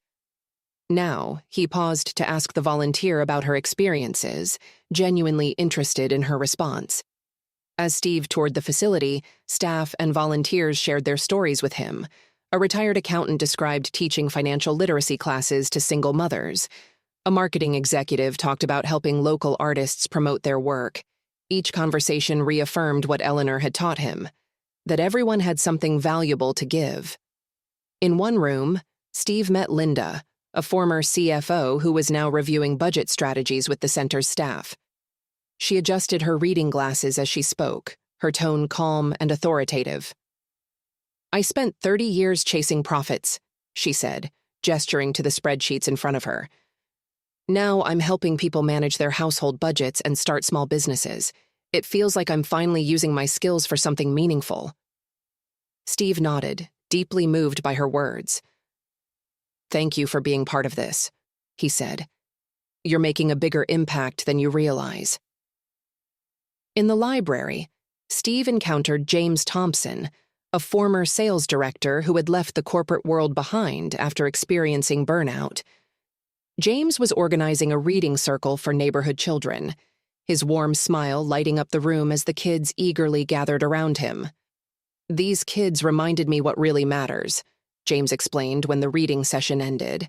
"Now I spend my afternoons helping them with homework and teaching them about the joy of stories. My corporate skills actually come in handy for tracking their progress and organizing better programs."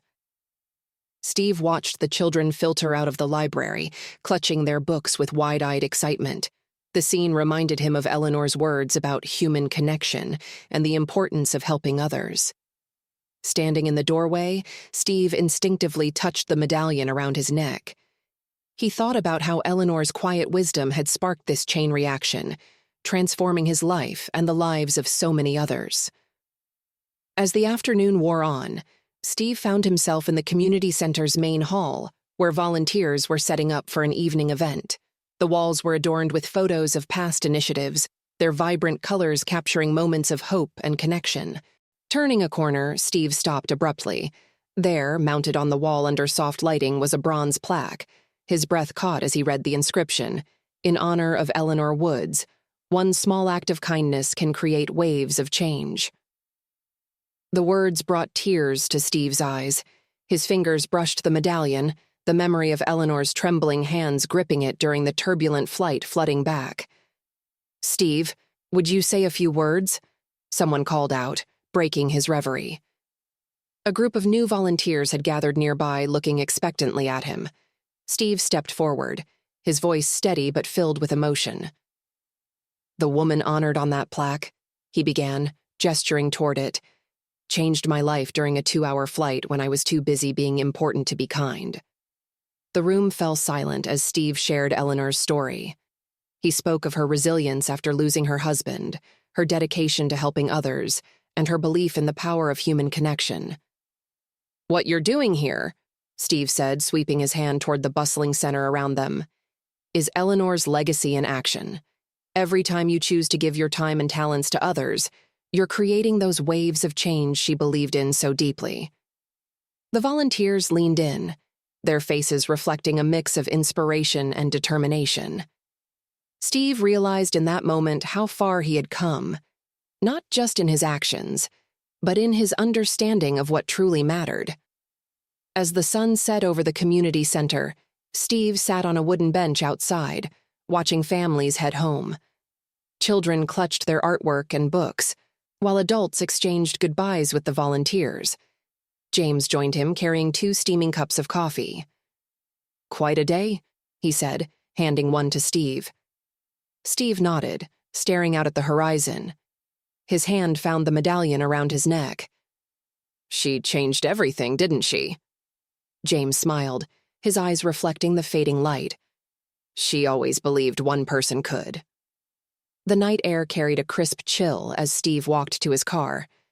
He paused for a moment, glancing back at the community center, its windows glowing warmly against the darkened sky. The day had left him filled with a profound sense of purpose, a feeling he hadn't experienced in years. The medallion rested cool against his chest as he drove home, its familiar weight a grounding presence. Each turn of the wheel felt symbolic, as if he were steering not just his car, but the course of his life onto a better path. Once back in his apartment, Steve sat at his desk, the city lights twinkling through the large windows behind him. The folder Sarah had given him earlier that day lay on the desk, filled with impact reports and testimonials from Bridge to Humanity's partner organizations. Steve opened the folder, flipping through the pages. Each story was a testament to the program's success. A single mother who had launched her own business with the help of a volunteer's financial guidance. A teenager who had landed his first job thanks to a corporate executive's mentorship. A small nonprofit that had doubled its outreach capacity with the support of skilled professionals.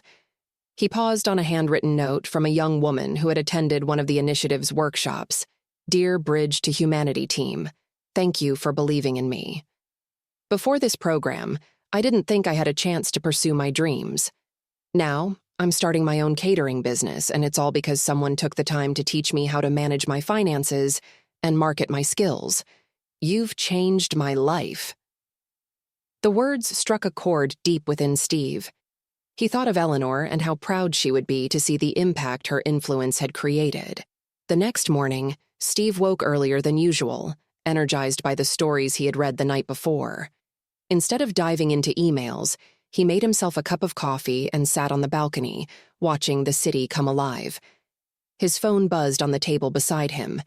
It was an email from James, the subject line reading, "An update you'll love." Steve opened the message, his heart lifting as he read James's words. "Hi, Steve. I thought you'd like to know that the mentorship program we discussed is already making waves. 2 volunteers are mentoring young entrepreneurs in their spare time, and one of them just secured funding for her first product launch. Mom was thrilled when I told her. She said to remind you that none of this would be possible without your courage to take that first step." The email included a photo of a young woman standing proudly beside a display of her handmade jewelry, a wide smile on her face as she held up her business's first-ever sales receipt. Steve leaned back in his chair, a warm feeling spreading through his chest. This was what success looked like. Not profit margins or shareholder meetings, but lives transformed through connection and compassion. Later that week, Steve received an envelope in the mail. The handwriting on the front was unmistakably Eleanor's, her elegant script a reminder of her grace and wisdom. His fingers trembled slightly as he opened it, unfolding the letter inside. "Dear Steve, I hope this letter finds you well, and continuing to grow in ways that surprise even yourself." Her words carried the same warmth and encouragement that had drawn him in from the very beginning. As Steve read, he felt as though Eleanor were sitting beside him, sharing her wisdom over a cup of tea.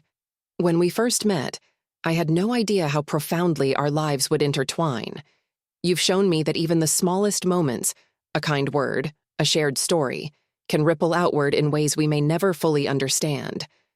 Eleanor's letter recounted her experiences working on a school building project in Guatemala.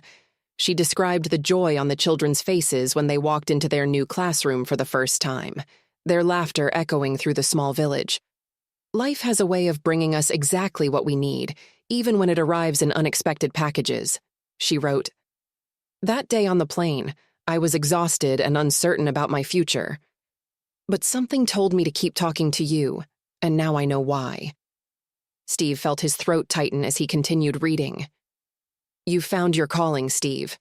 Don't ever doubt that the path of compassion is the right one.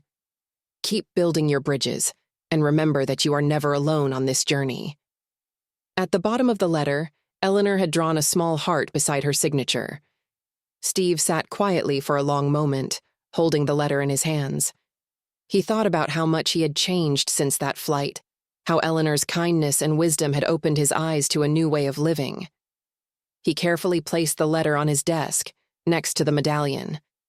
These small tokens of Eleanor's influence had become sacred to him, reminders of the transformation she had inspired.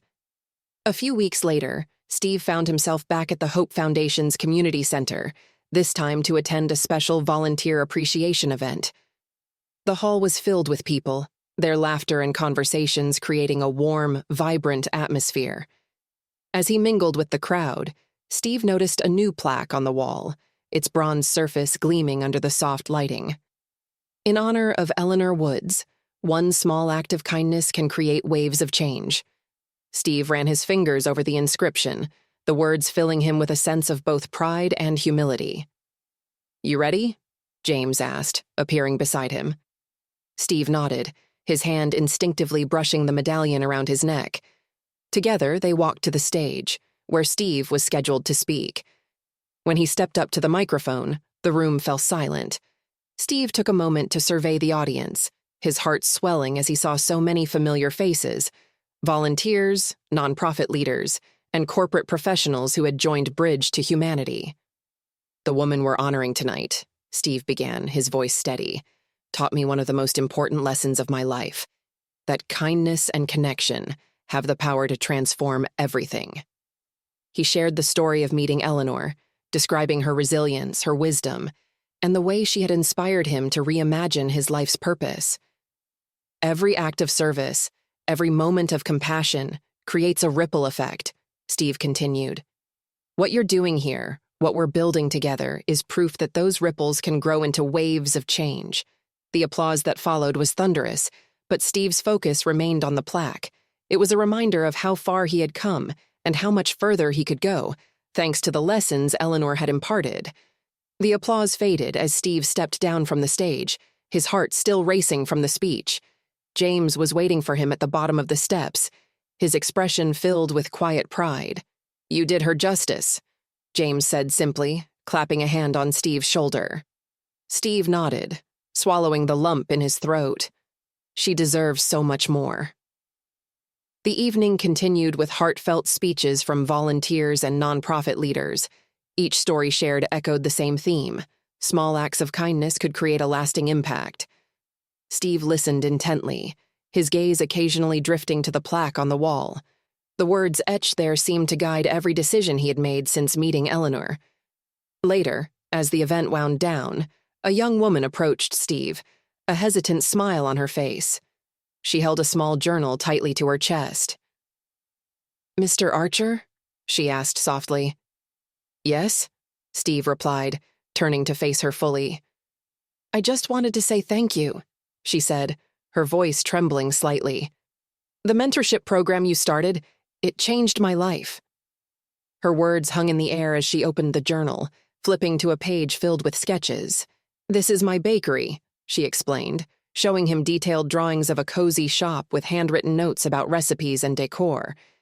"I've been dreaming about this for years, but I never thought it could happen. Then I met one of your volunteers, and she helped me write a business plan. Now I'm applying for funding." Steve felt a wave of emotion wash over him. "That's incredible," he said, meaning every word. "You've done the hard work. We just gave you the tools." She smiled, her eyes brimming with tears. "You gave me hope," she said simply. That night, back at his apartment, Steve couldn't stop thinking about the young woman's words. He sat at his desk, staring at the medallion and Eleanor's letter. The idea of hope as a tangible force, something that could be given and shared, resonated deeply with him. Reaching for his laptop, he began drafting an article for the Bridge to Humanity website. The title came to him almost immediately: "The Power of Hope: How Small Acts Create Lasting Change." As he wrote, memories of Eleanor filled his mind, the way her voice carried wisdom and compassion, her ability to see the good in everyone she met, and the way she had transformed his life without even trying. The article flowed effortlessly, weaving together personal anecdotes, stories from volunteers, and reflections on the initiative's impact. When he finished, Steve leaned back in his chair, a sense of fulfillment settling over him. He submitted the article to the site's editor, knowing it would reach hundreds of readers. He hoped it would inspire them the way Eleanor had inspired him. In the weeks that followed, Bridge to Humanity continued to grow at an astonishing rate. New partnerships were formed, more volunteers signed up, and the program's reach expanded into communities Steve had never imagined. James worked tirelessly to keep things running smoothly, his dedication a reflection of his mother's influence. Steve often marveled at how seamlessly they worked together, their shared vision creating a bond that felt like family. One morning, Steve received an invitation from the Guatemala school Eleanor had mentioned in her letter. The email, written in warm and enthusiastic tones, invited him to visit the school and see the impact of Eleanor's efforts firsthand. Steve accepted without hesitation. The flight to Guatemala felt different from any journey Steve had taken before. As the plane soared above the clouds, he found himself reflecting on how much had changed since his turbulent flight with Eleanor. He clutched the medallion through his shirt, the memory of her steady voice during the storm grounding him.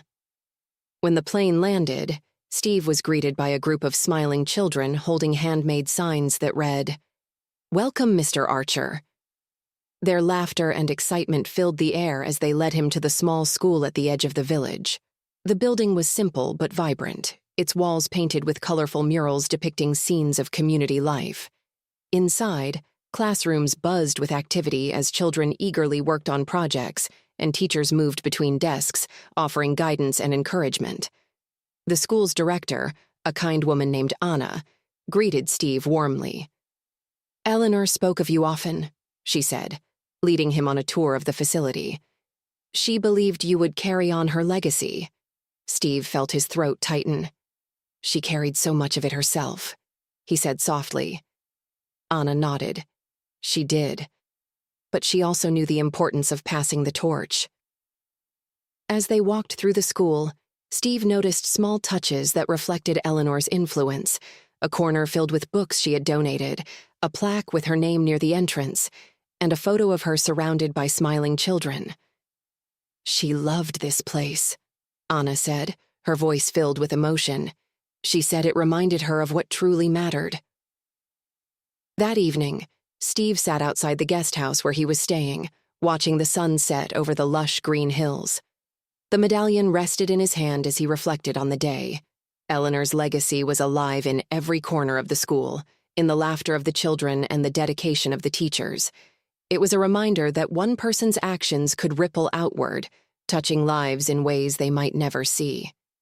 Steve pulled out his notebook, jotting down ideas for ways Bridge to Humanity could support similar projects. He envisioned a network of schools and community centers connected through shared resources and expertise, each one a testament to Eleanor's belief in the power of connection. The next morning, before leaving the village, Steve planted a small tree in the schoolyard, a gesture suggested by Anna. "It's a tradition here," she explained, "a way to honor someone's memory and ensure their spirit lives on." As Steve pressed the sapling into the soil, he felt a sense of peace. Eleanor's influence had taken root in his life, and now, in this village, it would continue to grow. Back in San Diego, Steve returned to his work with renewed determination. The trip to Guatemala had deepened his commitment to Bridge to Humanity and reinforced the importance of the initiative's mission. During a team meeting, he shared photos and stories from the school, his enthusiasm infectious. "This is what it's all about," he said, holding up a picture of the children who had greeted him at the airport. "These kids are the future, and we have the power to help them thrive." The room erupted in applause, his team's energy mirroring his own. One evening, as Steve was organizing files in his office, he received an unexpected call from his father. "Stephen," his father began, his voice hesitant, "I just wanted to say, I'm proud of you. What you're doing, it's remarkable." Steve's hand tightened around the phone, his heart swelling at the words he had waited so long to hear. "Thanks, Dad," he said softly. "That means a lot."